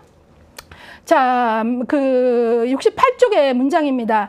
에릭슨은요, 내담자가 자기 분석을 통하여 발달 역사를 재구성할 수 있다는 에릭슨의 치료적 전제는 노인에 대한 치료와 서비스에 많은 영향을 미쳤다. 자, 발달 역사를 들여다보면서 아, 내가 지금까지 이렇게 살아왔구나. 이 시기에 뭐뭐 대 뭐뭐의 발달 과업에서 내가 환경적인 요인으로 이러이러 했구나. 이렇게 보고 나를 들여다볼 수 있게끔 하는 거죠. 그래서 자기 분석을 통해서 내 발달 역사를 보면서 어때요? 아, 내가 중년기라면 그 다음 지금 내가 현재 어떤 과업에 집중을 해서 다음 단계는 어떻게 받아들여야지 내거나, 노년기라면 아, 내가 이런 실패도 있었지만 그것들을 건강하게 받아들이면서 노년기에 인간의 유한성을 받아들일 수 있는 힘, 자기 삶을 통합할 수 있는 힘을 키우도록 하는, 그래서 노인에 대한 회상요법은 노인들로 하여금 의식적으로 과거를 회상하게 하여 자신의 생애사, 발달사를 통찰하며 자기 분석을 하고 현재화하여 재구성함으로써 뭐죠? 내 인생에 대해서 그때 그놈이 그러지만 않았어도 하는 분노에 찬 노인이 아니라 내 삶을 있는 그대로 받아들이는 그런 힘, 바로 자아 통합을 할 수 있도록 하는 걸 강조했다. 예, 그래서 우리가 에릭슨의 이론이 노년기 그 회상요법, 노년 상담에서 많이 쓰인다. 이런 걸 좀 강조하고 가겠습니다. 자, 그래서 요 에릭슨을 봤고요. 이제 아들러로 넘어가도록 하겠습니다. 자, 그래서 3절에 아들러의 개인 심리 이론 같이 볼게요. 자, 그러면 아들러에서 일단 시작하기 전에 아들러의 이론은 왜 개인 심리 이론인가를 아셔야 될 것 같아요. 이 개인이라는 말을 오해하시면 안 돼요.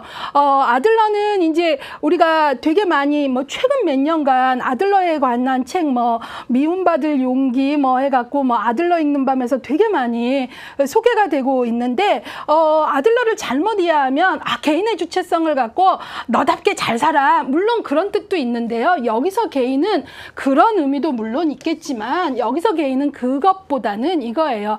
영어로 우리가 개인적인 할 때 individual 하잖아요. 이게 뭐 in하고 divide, 그러니까 divide 쪼개어진다는데 in은 어때요? 부정에 접두어잖아요. 그러니까 divide는 쪼개어진다는 건데 쪼개어질 수 없는 게 개인이라는 거예요. 그러니까 한 사람을 볼 때, 저라는 사람을 볼 때 신체적, 인지적 뭐 이걸 다 쪼개어서 보는 거 의미 없다. 어떻게 봐야 된다? 총체적 인간, 통합적 유기체로 봐야 된다. 어느 한 면만 이분법적으로 보는 거 아니다. 이대하고 싶어 이거 막 이렇게 보는 것보다 통합적이고 전체적인 한 사람을 볼 수 있는 힘, 그게 중요하다라는 뜻의 개인이에요. 예, 그래서 여러분들이 나눌 수 없는, 한 개인은 나눌 수 없고 쪼갤 수 없다. 이런 의미에 바로 총체적 통합적 유기체로서의 인간을 바라보는 인간관이 담겨졌다는 거를 꼭 이해하시기 바랍니다.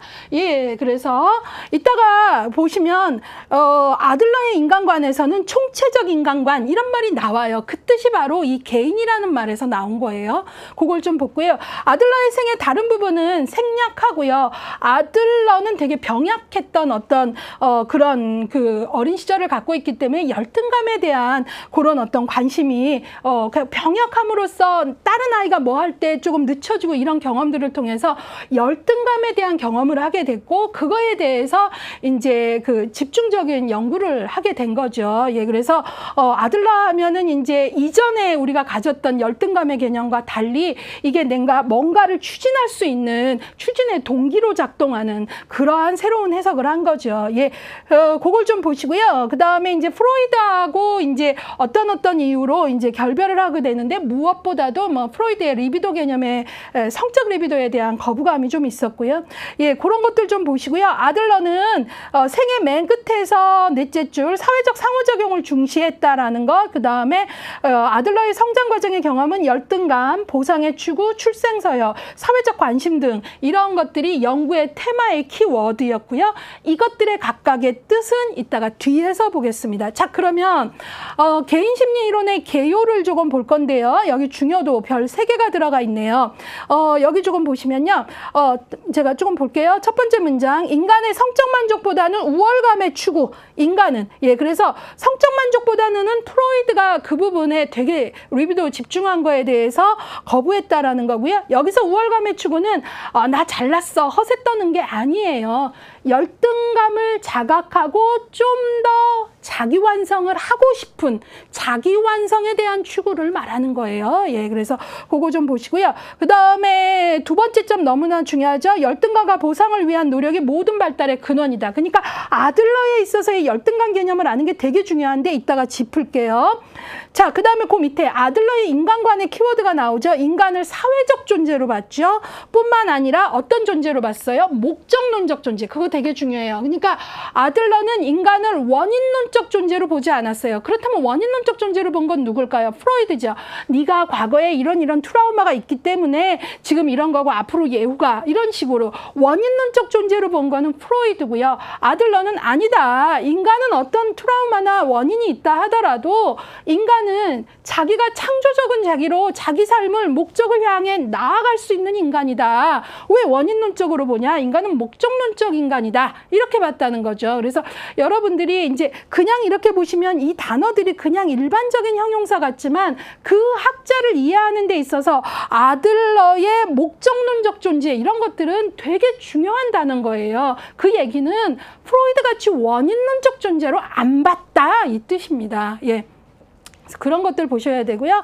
맨 끝에 아들러는 또 되게 재밌죠. 아들러가 살았던 시기에서는 가족치료 이론이라는 게 아직 본격적으로 등장하지 않았었는데 아들러는 그런 개념이 나오기 전에 아들러는 이미 한 개인의 성장에서 가족의 영향력이 중요하다는 걸 안 거예요. 그래서 맨 끝에 가족 구성원의 생활 양식과 가족 구조, 출생 서열들에 관심을 가졌다. 예, 그래서 넘기시면 70쪽의 맨 위에 이러한 개념들은 사회복지 실천에 있어서 가족 상담이나 가족 치료 등의 이론적 기반을 제공했다. 라는 거죠. 이것도 오지선다형이라는 게 얼마나 재밌냐면 이렇게 공부했어도 오지선다형에 아들러는 이전에 발달했던 가족치료 이론에 근거하여 가족을 강조했다 하면 틀린 문장인 거예요. 그렇죠? 예, 그래서 내가 이미 아들러를 공부했는데도 문맥 안에서 아들러가 가족치료, 가족상담 나오기 전에 가족의 비중을 두었다라는 거죠. 그런 식으로 공부했어도 문맥상에 그 단어가 나와도 틀리게 나올 수 있는 게 오지선다형의 특징이라는 거죠. 그래서 그런 걸 좀 보셔야 되고요. 개인 심리론의 인간관을 좀 보시면 무엇보다도 이제 그 첫 번째 문장에서 좀 조심하셔야 돼요. 아들러는 프로이드의 이론에 반대했지만 세계 초기 경험이 영향을 준다는 것 자체는 부인하지 않았어요. 그렇지만 인간은 동시에 목적론적이고 창의적인 인간이다라고 본 거죠. 그래서 그 밑에 보시면 프로이드와의 차이점은 과거에 대한 탐색에 의미는 두지만 그것을 막 분석하는 거에 초점을 두기보다는 과거의 경험이 현재에 미치는 영향이 뭔지를 봤다는 거예요. 다르잖아요. 그렇죠? 예. 그래서 과거를 막 심층 분석하는 거에 의의를 가진 게 아니라 그래 과거 경험 봐야 돼. 그러나 그것이 현재에 미치는 영향에 초점을 두고 보자고 이런 거라는 거죠. 그거 좀 보시고요. 그 다음에 거기 문장에서 밑에서 세 번째 가치 신념 그 문장 아들러는 가치 신념 태도 목표 관심 현실적 지각과 같은 내적 결정 인자를 강조하는 인간관 그 다음에 총체적이고 사회적이며 목적지향적 인간관. 예. 그래서 바로 그것에 줄을 그셔야 돼요. 아들러는 총체적인 인간관이다. 사회적인 인간관이다. 목표지향적 인간관이다. 그리고 인간을 어떻게 봤다? 비합리적으로 안 봤어요. 합리적이며 창조적인 존재로 봤다. 창조적인 자아의 중요성을 강조했다. 꼭 보셔야 되겠습니다. 자, 그러면 이제부터 크게 한번 봤고 아들러를 이해하기 위한 주요 개념은 뭔가? 열등감과 보상, 우월성의 추구, 생활 양식, 사회적 관심, 창조적 자기, 가상의 목표 이렇게 해서 73쪽까지 보고 있습니다. 그래서 이 부분을 좀 빠르게 보겠습니다. 여러분들 이렇게 키워드만 묶어드리는 건 이렇게 한 손에 잡으셔야 되는 거예요. 그렇죠? 아들러 하면 요 개념은 아들러 개념이야. 그래서 뭐 우리가 시험 문제를 풀 때 아들러에 대한 주요 개념이 아닌 것은 하면 여기 막 페르소나 나오고 하면 그 윤거잖아요. 그렇죠? 이런 식으로 구분할 줄 알아야 되는 거죠. 어떤 키워드는 누구의 이론을 설명하기 위한 개념이야. 묶어주셔야 돼요. 예, 그걸 조금 보시고요. 자, 열등감은요. 아들러에게 있어서 너무나 중요한데요. 예, 그것들을 여러분들하고 좀 보겠습니다. 그 두 번째 문장. 열등감. 아들러는 자기 완성을 위한 필수 요인으로 열등감을 제시함으로써 열등감을 긍정적인 것으로 보았다. 줄 그셔야 돼요.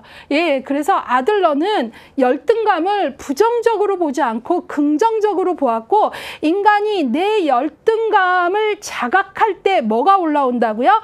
아, 나 좀 더 나은 인간이 되고 싶어. 좀 더 성장하고 싶어. 라는 바로 자기 완성의 필수 요인이 열등감에 대한 자각이라고 본 거예요.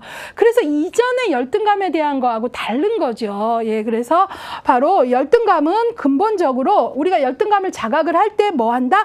우월에 대한 추구, 동기 유발의 근거가 된다는 거예요. 그러니까 막 허세 이런 우월이 아니라 아, 나 좀 더 나를 완성하고 싶어. 성장하고 싶어. 이게 내가 다가 아닐 것 같아. 이게 된다는 거죠. 예, 그래서 그 문장 너무 중요해요. 아들러는 열등감을 자기 완성의 필수 요인으로 봤고 그걸 자각할 때 뭘 추구한다?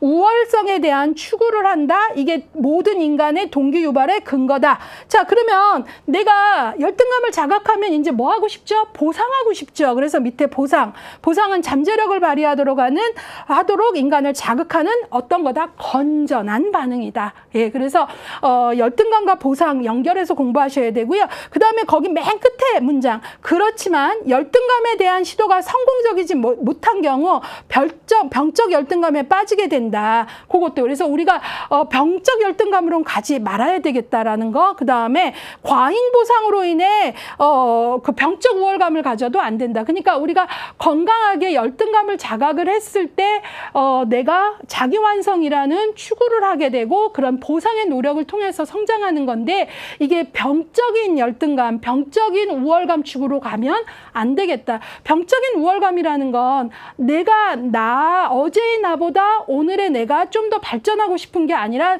내가 쟤보다 저 인간보다 나아져서 제일 밟고 싶고 이런 어떤 것 혹은 허세 이런 것들이잖아요.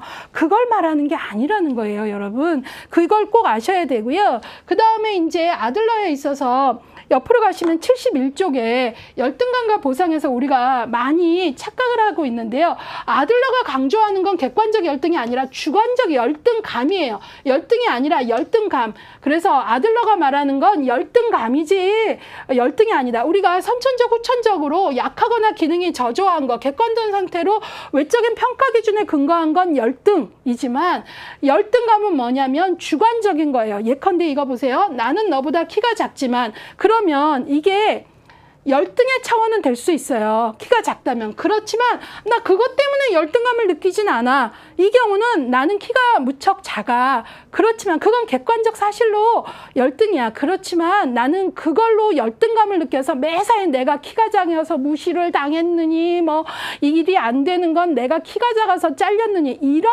식으로 주관적 평가에서 날 괴롭히지 않고 나의 성장 가능성을 막지 않는다는 거예요. 예, 그래서 아들러는 내가 말하는 건 객관적 열등이 아니라 객관적 상황이 혹 내가 쟤보다 다른 사람보다 열등하더라도 내가 열등감은 나의 선택에 의해서 안 가질 수 있다라는 거고 그것이 내 발전에 추진이 될 수 있다라는 걸 얘기하고 싶은 거예요. 그 차이를 아셔야 된다는 거죠. 자, 그래서 열등감을 긍정적으로 해결하려는 과정을 뭐라 그랬다? 보상이라고 했다라는 거죠. 자, 그래서 여러분들이 이것들을 잘 이해하셨으면 좋겠어요. 자, 그 다음에 우월의 추구가 나오는데요. 우월의 추구도 뭐 아까 설명을 했기 때문에 두 번째, 완성을 향해 노력하고 사회적 일원으로서 문화를 완성해 가기 위해 노력한다. 그래서 우월감의 추구가 내가 쟤보다 아니면 허세를 떨고 뭐 지배력을 키우는 게 아니라는 거죠. 그래서 우월의 추구는 열등감을 보상하려는 욕구에서 나오고, 이것은 뭐다? 완성하려는 경향성, 자기 완성, 다른 말로 하면 자아 실현이라는 맥락에서 이해해라 라는 거예요. 그러니까 우리가 어떤 학자를 공부할 때 오해하지 말고 왜곡하지 말고, 그 학자가, 그 주제가 그 학자의 삶에 천착할 만큼 집중적인 연구 테마였다면 조금 그 사람의 입장이 되어서 같이 공감을, 그러니까 입장에 대해서 이해하면서 정말 그 사람이 하고 싶은 말이 뭐였는지를 조금 그 시대를 초월해서 이해하는 거, 그런 게 좀 진짜 공부인 것 같아요. 예, 그래서 아들러는 그런 거예요. 그래서 거기 잘못된 어떤 우월감은 파괴적 경향으로 갈 수 있는데 그러지 말아야 된다는 얘기를 하고 있어요. 자, 그 다음에 이제 아들러의 주요 개념 중에 생활 양식, 라이프 스타일이라 그러는데요. 생활 양식은 개인의 독특한 특징을 포괄하는 개념이며, 개인의 생활 양식은 생각하고 느끼고 행동하는 모든 것에 기초가 된다 그랬어요. 그러니까 사람들마다 생활 양식이 라이프 스타일이라 그러는데, 라이프 스타일이 너랑 나랑 달라 이런 얘기 하죠. 근데 바로 그러한 것이 사람들마다 독특한 그 사람의 특징을 만든다는 거예요. 근데 아들러는 그러면 이런 생활 양식이 어떻게 생겨? 그랬더니 밑에서 둘째 줄, 가족의 경험에 의해서 어려서 생긴다는 거예요. 그래서 가족의 경험이 다 다르죠. 그러면서 그 사람마다 뭐가 달라진다? 생활 양식이 다르다라는 거예요. 그래서 아들러는 생활 양식은 곧 그 사람의 성격 유형하고도 관계된다고 보고 있어요. 자, 그리고 아들러에 의하면 모든 사람이 해결해야 될 인생의 세 가지 인생 과업을 얘기했는데, 72쪽으로 가시면 일, 우정, 사랑을 얘기했고요. 자, 그 다음에 생활 양식은 세 번째, 생활 양식은 개인적인 관점이나 개인 고유의 목표를 추구하는 행동으로 구성된다. 그 밑에 문장 정말 재밌죠? 생활 양식 유형이 곧 그 사람의 뭐다? 성격 유형이다. 그래서 아들러는 사람들의 라이프 스타일을 보면서 그것이 가족의 경험에서 형성되는데 이 사람의 성격에 어떻게 영향을 미치고, 그래서 결국 생활 양식은 곧 그 사람의 성격 유형이다라고까지 말을 하게 돼요. 예, 그래서 여기서 그러면 이제 그 문장을 좀 볼게요. 생활 양식 유형이 곧 성격 유형으로 사회적 관심과 활동 수준에 따라, 여기서 그러면 사람마다 성격 유형이 다르다 그랬는데 뭘 기준으로 했냐면 두 가지, 사회적 관심과 활동 수준이라는 기준을 가지고 사람마다의 생활 양식을 총 4가지로 나눴어요. 그게 지배형, 획득형, 회피형, 사회적으로 유용한 형 해서 나눈 거예요. 그래서 여기 보시면 여러분들이 지금 72쪽에 이와 같은 표를 갖게 돼요. 아들러가 얘기하는 성격의 유형. 근데 아까 아들러는 연구해 봤더니 생활 양식은 곧 그 사람의 성격 유형이다 라고 얘기했기 때문에 이렇게 표현이 된 거고요. 이 연구를 통해서 아들러는 성격의 유형을 총 4가지로 말했어요. 사회적으로 유용한 형, 지배형, 획득형, 회피형. 그런데 그냥 막 나누면 학자가 아니겠죠. 예, 바로 기준을 제시했는데 2가지예요. 그 사람의 활동 수준과 사회적 관심이 높으냐 낮으냐에 따라서 나눠졌어요. 그러면 여기서 활동 수준이 뭐예요? 사회적 관심이 뭐예요? 올라와야겠죠. 예. 암기사항입니다. 예컨대 아들러는 인간의 성격 유형을 무엇과 무엇을 기준으로 나눴냐 하면 딴 단어 선택하시면 안 돼요. 활동 수준과 사회적 관심으로 해야 돼요. 그럼 읽어볼게요. 활동 수준, 사회적 관심 72쪽에 거기 나와 있죠. 위에서 점 하나, 둘, 셋, 넷, 5번째. 사회적 관심이란 타인을 향한 감정이입의 능력. 사회의 안녕과 발전을 위해 다른 사람과 협력하고자 하는 성향, 사회적 관심이 높을수록 이타적이고 낮을수록 이기적이다. 그러니까 사회적 관심은 한마디로 공동체 의식, 그 다음에 나만 하는 게 아니라 사회적 기여를 하고 싶은 것, 이런 것들을 얘기하는 거죠. 활동 수준이란 개인의 문제를 해결하고자 하는 힘, 그러니까 에너지를 쓰는 거예요. 그래서 활동 수준이 높을수록 활동적이고 결단력이 있으면 낮을수록 무기력하고 우유부단하다. 자, 그럼 두 가지 개념 보셨어요. 자, 볼게요. 아들러는 그런 기준을 가지고 사회적으로 유용한 형부터 해서 네 가지로 나눴는데 결론부터 말하면 가장 건강한 유형은 사회적으로 유용한 형이에요.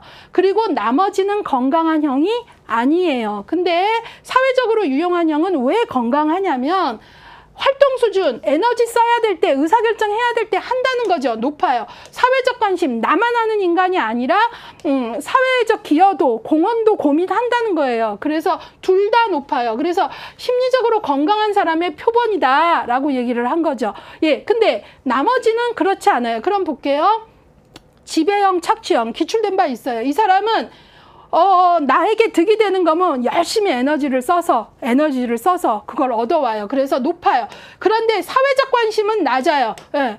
이타적이거나 사회적 기여 이런 거 생각 안 해요. 공동체 아니 나만 내가 중요하죠. 그래서 지배형 혹은 착취형이라고 하는 거죠. 그래서 독단적이고 공격적이며 활동적이지만 사회적인 인식이나 관심은 거의 없고 정말 지나치면 엔티소셜, 반사회적이기까지 한 거죠. 그러니까 타자의 안녕에 대해서 타자의 웰빙에 관심 없는 거예요.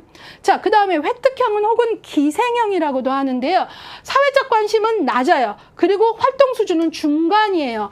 그래서 기생적인 방법으로 외부 세계와 관계를 맺고 다른 사람에게 의존해서 대부분의 욕구를 충족해요. 그래서 획득형 혹은 기생형이라고 얘기하는 거고요. 그 다음에 회피형은 둘 다 낮아요. 사회적 관심도 없고 에너지도 안 쓰고 그래서 사회적 관심 거의 없고 인생에 참여하려고도 하지 않는다. 모든 문제를 회피함으로써 한치의 실패 가능성도 모면하는, 우리가 이제 회피의 심리 안에는 물론 다양한 역동이 있겠지만 제일 큰 게 회피를 많이 하는 경우에 은근히 완벽주의가 들어가 있습니다. 실패하고 싶지 않은 거죠. 예, 그래서 이제 이런 문장들이 같이 뜨는 겁니다. 그래서 여기 뭐 회피형 보면은 둘 다 낮은 거죠.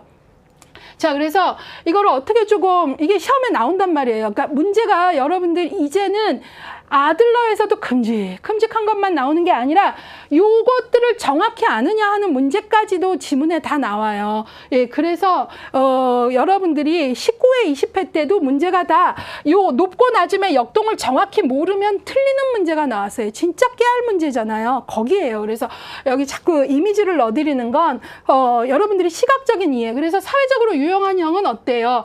나를 위해서도 에너지를 쓰지만 타자를 위해서도 에너지를 쓸 수 있는. 그 다음에 지배형, 착취형은 어때요? 내가 중요하고요. 내 이해관계가 있을 때 에너지를 쓰고 딴 사람에 대해서는 나 몰라라 한다는 거죠. 그 다음에 획득형 되게 기생적인 거죠. 예, 어떻게 내가 기댈 수 있고 그 다음에 회피형은 다 이런 것들이죠. 예, 그래서 여러분들이 이런 이미지들을 조금 가져가 보시는 것도 좋을 것 같아요. 자, 요건 문제로 19회, 20회 최근에도 연속적으로 나왔다고 강조하고 싶고요. 얼마든지 문제로 낼 수 있고 이거 예제로도 낼 수 있지 않겠습니까? 어떤 유형을 내고 무슨 형이냐 이렇게도 낼 수 있고 성격 유형의 기준이 뭔가를 이거를 뭐 바꿔치기 할 수도 있고 그 다음에 이 중에 가장 건강한 유형은 획득형이다. 틀리잖아요. 그런 식으로 나올 수 있다는 거예요. 자, 그 다음에 이제 사회적 관심을 조금 보도록 하겠습니다.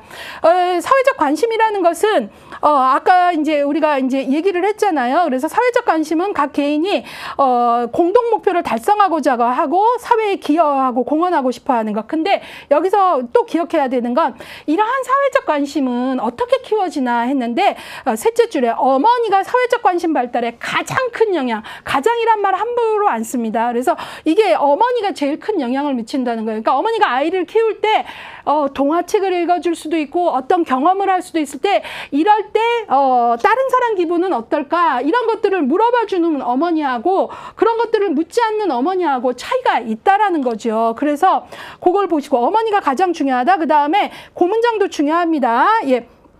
사회적 관심, 이거 기출된 바 있습니다. 그 두 번째 문장. 심리적 성숙의 주요 기준. 아까 심리적으로 성숙한 사람은 사회적 관심이 있다 그랬잖아요. 아들러는 죽을 때까지도 인간의 사회적 관심에 대한 걸 연구 테마로 아주 노년기까지도 잡고 있었어요. 예, 그래서 선천적으로 누구나 사회적 관심을 갖는데요. 선천적 줄구시고요. 그러나 선천적이니까 누구나 다 발휘하지는 않는 거예요. 그래서 거기 보면 의식적으로 개발하는 것도 필요하다. 바로 20회 때 선천적이다. 그래서 의식적 개발은 필요하지 않다 해서 틀린 문장이었거든요. 그렇게 나와요. 문제가 거기까지 갔다라는 거예요. 그래서 선천적이지만 의식적 노력이 필요하다. 그 다음에 맨 끝에 보시면 부부관계가 자녀의 사회적 관심 발달에 지대한 영향을 미친다. 예, 맞아요. 왜냐하면 아이들에게는 어릴수록 부모는 우주예요. 근데 부모가 맨날 싸워요. 그러면 불안하죠. 그러니까 사회적 관심까지는 에너지가 가질 않아요. 엄마 아빠 맨날 싸우고 불안해 죽겠는데 사회적 관심까지 에너지가 갈 수가 없죠. 부모가 가르치지도 않고. 왜냐면 내 우주가 흔들리는데 맨날 싸우면. 그래서 부부관계가 사회적 관심에 중요한 영향을 미친다라는 거고요. 자, 그 다음에 73쪽으로 가시면 사회적 관심은 적응력의 중요한 관건이다. 그래서 이 한 개인이 얘가 건강한 심리를 갖고 있나를 볼 때에 사회적 관심이 있는가. 그래서 사회적 관심이 있는 젊은이라면 뉴스도 조금 보고 신문도 좀 읽고 이런 것들이 되게 중요한 거죠. 내 것만, 내 공부만이 아니라 이런 것들도 좀 보시고요. 실천까지 가면 더 좋은 거고요. 예, 그 다음에 이제 그 사회적 관심에 대해서 문제가 생각보다 디테일하게 나왔다는 얘기를 좀 강조하고요. 창조적 자기 가겠습니다. 크리에이티브 셀프 해갖고 목표를 직시하고 결정하고 선택하고 개인의 목표와 가치관에 부합하는 행동, 모든 종류의 배려, 이런 배려를 나타내는 능력을 창조적 자기. 그래서 세 번째, 창조적 자기는 개인 심리학을 대표하는 개념이고 생의 의미를 제공하는 것. 그래서 우리가 인간이 창조성을 갖는다는 건 자신의 경험을 이제 자각을 하면서 자신의 행동을 내가 원하는 목표 지향적 방향으로 추구해 나갈 수 있는 그런 어떤 힘들을 갖고 있을 때 창조적 자기의 에너지를 쓰는 거겠죠. 그 다음에 가상의 목표를 보면 이걸 다른 말로 가공의 목표라고도 하는데요. 아들러는 개인이 어떤 목표를 갖지만 사실은 그게 현실적으로 잡히거나 검증되는 건 아니다. 그렇기 때문에 가상의 목표다라고 얘기하고요. 개인의 가상의 목표는 창조적 자기하고 연결이 되는 문장이 있죠. 맨 끝에. 개인의 가상의 목표는 자기 스스로 결정한 것이므로 자신의 창조력에 의해 결정되고 개인마다 독특하다. 따라서 한 개인이 가상의 목표를 이해하게 되면 제가 아무 개의 목표가 뭔지 이해하게 되면 그의 행동의 의미를 알 수 있고 그의 라이프 스타일, 생활 양식도 이해할 수 있다. 이렇게 보고 있는 거죠. 자, 그 다음에요. 그 다음은 좀 빨리 가도 될 것 같아요. 개인 심리 이론의 성격 발달인데요. 그 아들러는요. 그 정신역동 모델의 프로이드도 5단계 발달 단계를 얘기했고요. 그 다음에 에릭슨 8단계 했고요. 뒤에 가면 융도 4단계로 발달 단계를 말하고 있어요. 근데 여기서 제일 중요한 건 뭐냐면 아들러는 가족의 중요성은 강조했지만 발달 단계를 제시하지 않은 학자예요. 꼭 기억하세요. 많이 나와요. 아들러는 발달 단계를 제시했다. 틀린 문장인 거죠. 예, 그래서 아들러는 정신구조나 발달 단계를 제시하지 않았다라는 거 꼭 기억하셔야 되고요. 넘기시면요. 74쪽에 아들러는 생활 양식을 얘기했는데 연구를 하면서 생활 양식이 어떤 경우에 생활 양식은 곧 성격 유형이라 그랬는데 어떤 경우에 생활 양식은 곧 성격 유형이라 그랬는데 생활 양식이 왜곡되는가를 연구했더니 모든 100% 그런 건 아닌데 아들러 연구에 의하면 이럴 경우 생활 양식이 왜곡되더라 그랬어요. 그게 바로 어떤 거냐면 아들러는 병적 열등감에 이르기 쉬운 어린 시절의 환경을 다음 3가지로 제시했고 이러한 환경은 생활 양식을 왜곡하기 쉽다. 아닌 경우도 있지만 쉽다는 거예요. 그게 어떤 경우냐? 신체적으로 병약하거나 허약한 아동. 이런 경우는 이제 왜냐하면 적절한 그 사회적 관심이나 이런 거 발달시키기에는 아프니까 되게 많이 집중된 관심을 받게 되고 이러면서 자신에게만 집중하게 되고 타인을 잘 이해하지 못하고 이럴 수 있다는 거죠. 그래서 그런 경우 또 응석바지. 응석바지 뭐예요? 좌절을 경험하지 않고 크는 거예요. 이런 경우도 오직 자기만 알고 매사에 스트레스 받으면 퇴행해서 최고의 만족을 이뤘던 시절만 기억하고 막 이런 거죠. 예. 그래서 그 다음에 거부를 당한, 이거는 이제 학대의 경험이 있거나 이런 경우는 생활 양식이 왜곡되기 쉽다라고 봤어요. 그 정도 보고요. 그 다음에 아들러는요, 출생의 순위가 인간의 성격에 영향을 미친다라고 봤거든요. 예, 그래서 학생들 많이 그러죠. 선생님, 이제 아이를 하나나 둘 낳는데 이게 그렇게 의미가 있을까요? 시대가 달라졌는데요. 그래서 물론 그런 부분이 있어요. 그러나 한번 봄직은 하고요. 무엇보다도 여기서 중요한 건 이게 현재 맞느냐 안 맞느냐보다 아들러가 그 시대에 가족이라는 개념이 연구의 테마라고 보지 않던 시대에 아들러는 가족, 그리고 가족에서의 출생 서열이 한 인간의 성격 형성에 영향을 미친다는 걸 본 시대를 앞선 통찰이 있었다는 게 중요한 거예요. 예, 출생 서열과 성격을 연결했다는 거죠. 예, 그래서 거기 보시면 성격의 특징, 첫째 아이, 둘째 아이 해갖고 75쪽까지 나오는데요. 이건 내용이 너무나 쉽습니다. 예, 어렵지 않아요. 문장을 제가 이렇게 읽어드리면서 해석해야 될 내용이 없어요. 그래서 이건 여러분들이 보세요. 안 중요하다 뭐 이런 거보다는 내용이 쉬우니까 시간 관계상 여러분들이 보시라는 거고요. 자, 그러면 이제 75쪽으로 가서 사회복지 실천의 연관성을 조금 보도록 하겠습니다. 개인심리학과 사회복지 실천의 연관성 75쪽 맨 하단. 아들러의 개인심리 이론은 가족 분위기, 가족 형태, 가족 구성원의 생활 양식 등에 초점을 뒀다. 그래서 그런 부분을 좀 알아야 되고요. 가족 상담에 유용한 지식 기반을 제공했다 뿐만 아니라 더불어 집단 경험을 통해 잘못된 생활 양식을 바꾼다는 주요 개념은 집단 사회 사업에도 유용하게 활용되고 있다. 그래서 아들러가 공언한 바가 가족과 집단에 대해서 그 좋은 통찰을 줬다는 걸 꼭 기억을 하시고요. 이제 실천적 기법으로 가보도록 하겠습니다. 자, 지금 아까 생활 양식이 왜곡되기 쉬운 상황, 출생 순위 봤고요. 이 부분들은 여러분들에게 맡기고 갈게요. 내용이 어렵지 않기 때문에. 자, 마지막으로 개인 심리 이론의 실천적 방법입니다. 자, 여기서 제 고민이 나와요. 저는 이 부분을 할 때마다 너무 고민이 되는데 프로이드의 실천적 기법 시험에 많이 인용됐고요. 예, 그래요. 그리고 이제 뒤에 가면 융도 많이 얘기 나오고 하는데 아들러는 실제 실천적 기법이 이렇게 있음에도 불구하고 기출을 분석하다 보면 실천 기법으로서 아들러 문제는 거의 희박해요. 예, 그러나 그렇다고 그러면 기출에만 의존해서 안 봐오고 넘어가도 될까? 저는 그렇진 않은 것 같아요. 왜냐하면 안 나왔기 때문에 나올 수 있고 아들러의 실천 기법이 딴 학자보다 안 중요하다는 근거는 없습니다. 실천에 약간 기출의 경향이 그럴 뿐이죠. 현장에서는 되게 유용한 방법들 많고요. 그래서 저는 설명은 할 거예요. 예, 그리고 여러분들이 기출에 안 나오는데 이렇게 생각하지 마시고 언제든지 나올 수 있다. 아들러의 실천 기법은 딴 거보다 비중이 안 중요한가요? 라고 물어본다면 전 이렇게 대답할 거예요. 기출 횟수로 본다면 그렇지만 진짜 현장에서 일하고 싶다면 무시하지 않고 공부하자라고 얘기할게요. 자, 그러면 보겠습니다. 아들러의 개인 심리 이론의 치료자들은 대개 절충적 기법, 그러니까 어느 하나의 기법에 막 저기하기보다 절충적, 프로이드에서는 훈수비 너무 중요한데 아들러는 어떤 하나를 막 그렇게 얘기하기보다는 절충적 입장이다라는 거고요. 그런 거 안에서 아들러의 대표적 기법은 즉시성, 격려, 역설적 기법, 마치 뭐뭐처럼 행동하기, 스포 엎지르기, 단추 누르기, 과제 부여가 있는데요.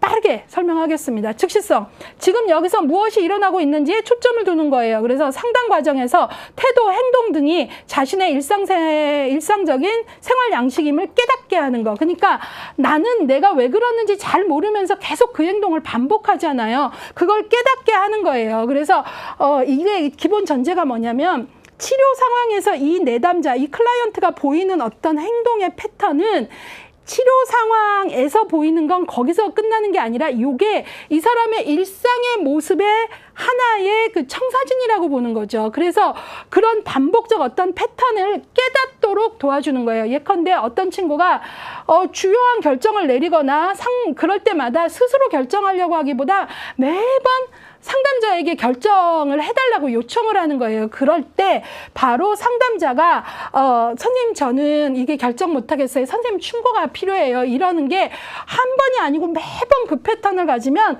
그 자신의 패턴을 깨닫도록 어떤 그게 일상에서의 그 반복된 문제가 지금 축소판으로 들어와 있는 거잖아요. 그래서 자, 누구 씨가 지금 몇 번의 상담을 하면서 매사에 이런 걸 보이는데요. 자, 이번엔 조금 힘들겠지만 제 의견을 묻지 말고 한번 스스로 결정해 볼게요. 이런 식으로 해서 즉각적으로 그 어떤 패턴에 본인이 하던 패턴을 자각하고 스스로 어때요? 결정해 보도록 하는 거죠. 이런 것들이 즉시성이고요. 자, 이번에 격려는 그 내담자가 자신의 신념을 변화시킬 수 있는 가장 강력한 기법으로 신뢰나 용기를 갖도록 하는 것. 평범한 것 같지만 정말 중요한 거고요. 역설적 기법은 여러분들이 우리가 가족 치료 배울 때 전략적 가족 치료에도 나오지만 같은 개념이에요. 우리가 내담자의 의도와 반대되는 방향으로 개입을 하는 거예요. 역설적. 그래서 문제 행동을 지속하게 하거나 줄구세요. 그 다음에 지속하게 하는 처방과 그 다음에 천천히 변화하라고 제시하는 제지가 있어요. 그래서 여기서 역설적 기법에는 우리가 기존에 하던 거하고 다르게 반대로 하는 건데 뭐하고 뭐가 있냐면 역설적 기법에 계속하라고 하는 게 있다 그랬죠. 계속해라는 증상 처방이라고 하고요. 그 다음에 제지 기법이 있어요. 제지 기법. 그래서 증상 처방하고 제지 기법이 역설적 기법의 대표적인 기법입니다. 그래서 역설적 기법 하면 그것을 계속해라. 어떤 문제되는 행동을 우리가 보통 어떻게 하면 안 할까요? 어떻게 하면 줄일까요? 근데 그게 아니라 계속해라 하는 걸 뭐라 그런다고요? 증상 처방. 그렇기 때문에 역설적이라고 말하는 거죠. 그 다음에 변화를 할 때는 막 변화를 격려하고 그러는 것만이 아니라 아유 원래 너무 빠른 변화는 냄비 같아서 금방 식어요. 천천히 변화하세요. 변화를 막 격려하는 게 일반적인데 역설적으로 제지한다는 거예요. 그래서 증상 처방 제지 기법 이런 것들이 대표적인 역설적 기법이라는 거죠. 예, 그래서 여러분들이 꼭 기억을 하셔야 돼요. 그래서 어떤 친구가 매사에 질질 끌고 이런 것들이 습관이 너무 되어 있거나 혹은 매사에 걱정 근심만 하는 경우에는 증상 처방에서는 어떻게 걱정을 더 해라. 오늘 가서 잠자지 말고 걱정해라. 이런 식으로 계속해라. 그러면 이게 어느 순간 역설적으로 계속 더 해라 그러면 아 내가 정말 이럴 필요가 있을까라는 게 올라오는 거죠. 그런 것들을 이제 활용을 하는 거예요. 예, 그래서 지속하게 하는 처방과 그 다음에 제지가 있다. 그 다음에 마치 뭐뭐처럼 행동하기는 거기에도 나와 있듯이 마치 자신이 그런 상황에 있는 것처럼 하는 역할극 기법이다. 라는 거예요. 예, 그래서 마치 그런 상황에 있는 것처럼 해보도록 하는 게 바로 역할극 기법이다라는 걸 조금 기억을 하시고요. 자, 그 다음에 스프 엎지르기. 이게 조금 어려운 기법인데요. 스프를 엎지른다라는 거예요. 치료자가 내담자 보는 앞에서 어떤 행성의 유용성을 감소시키기 위해서 부적절한 게임을 종식시키는 거. 그러니까 우리가 이제 심리적 게임을 한다 그러는데 적절하지 않은데 계속 게임을 하는 경우가 있어요. 만약에 어떤 엄마가 와갖고 계속 어때요? 아유 나는 희생자다. 내가 마지못해 산다. 애들 때문에 산다. 내가 죽고 싶은데 애들 때문에 이런 말을 계속하니까 가족들이 맨날 엄마에게 죄책감을 갖고 있고요. 이 엄마는 원치 않는 상황이 되면 머리 싸매고 누우면서 아이고 내가 빨리 죽어야지. 그동안 어떻게 살아왔는데 너희를 왜 살아왔는데 계속 이러면 죄책감이 들어서 가족 모두는 A를 원하지만 엄마가 머리 싸매고 누우면 죄책감을 그렇게 또 키워주니까 또 엄마 말을 듣는 거예요. 이렇게 돼서 스프를 엎지르는 거. 이 엄마는 매사에 자기가 원하는 바를 위해서 그 어때? 아이고 내 팔자야. 내가 누구 때문에 이 스프를 계속 먹는 거잖아요. 이 좋지 않은 심리적 게임, 죄책감을 유발해서 이 상황을 내 걸로 갖고 오는 이 엄마의 이 심리적 게임, 지금 매일 먹는 그 스프를 의도적으로 엎질러서 아 이제 좀 건강한 스프 먹자. 그 게임 하지 말자. 이런 것들이에요. 비은유적으로 설명한다면. 그래서 부적절한 게임을 종식시키는 거다라는 거죠. 자, 그 다음에 거기 밑에 보시면 단추 누르기 기법은 의도적으로 유쾌한 감정이나 불유쾌한 감정을 갖게 하고 그런 경험에 수반되는 감정을 토론하는 것. 그래서 만약에 뭘 못했으면 아유 망했어 이런 버튼도 있고요. 뭐가 좀 잘못됐는데 망했어 하다가 계속 그것만이 아니라 아유 나를 우쭈쭈 하고 해결 중심으로 가야지 해서 이 우쭈쭈 버튼과 망했어 버튼 이걸 둘 다 자각하게 하고 좀 더 건강한 버튼을 누르도록 하는 거죠. 예, 그래서 내가 망했어를 할 때 따라오는 내 감정을 좀 들여다보고 그래서 좋아지는 게 뭐가 있는데 그 다음에 그렇지만 우쭈쭈 하자 할 때 결과가 달라지는 게 뭔지 알고 이제 내가 수반되는 감정을 알고 보다 건강한 저거를 선택하도록 하는 거다라는 거죠. 그 다음에 과제부에는 어떤 특정한 문제 해결을 위한 과제를 개발하고 부과하고 그거를 이행하고 성취감을 맛보게 하고 자신감을 갖도록 하고 이런 것들이에요. 예, 그래서 여기까지 아들러에 대해서 이야기를 해봤습니다. 예, 아들러는 이제 우리가 가족에 대한 이해나 이런 부분에서는 조금 앞서간 사람이고요. 그런저런 면에서 참 의의가 있습니다. 특히 아들러는 기존에 가졌던 열등감에 대해서 달리 해석, 주관적 해석의 힘을 얘기하면서 우리가 열등감을 자각할 때 자기 완성으로 나아갈 수 있는 이런 힘이 될 수 있다는 걸 알려준 학자라는 것. 그 다음에 아들러가 노년기까지도 중요시했던 연구 테마 중에 하나가 사회적 관심이에요. 예, 나 자신은 사회적 관심을 얼마나 갖고 사는가. 사회복지학을 전공한다면 한번 스스로 질문해 봄직한 가치 있는 질문이라고 생각합니다. 학자들을 배우면서 어렵고 외울 게 많기도 하지만 인행사 초반에도 말씀드렸지만 이 여러 이론과 개념들을 나의 삶하고 연결해서 나를 들여다보는 힘으로 활용해 보신다면 어쩌면 이 시간이 나에게 단지 합격 이상의 의미 있는 시간이 될 수도 있다고 봅니다. 여러분 감사합니다.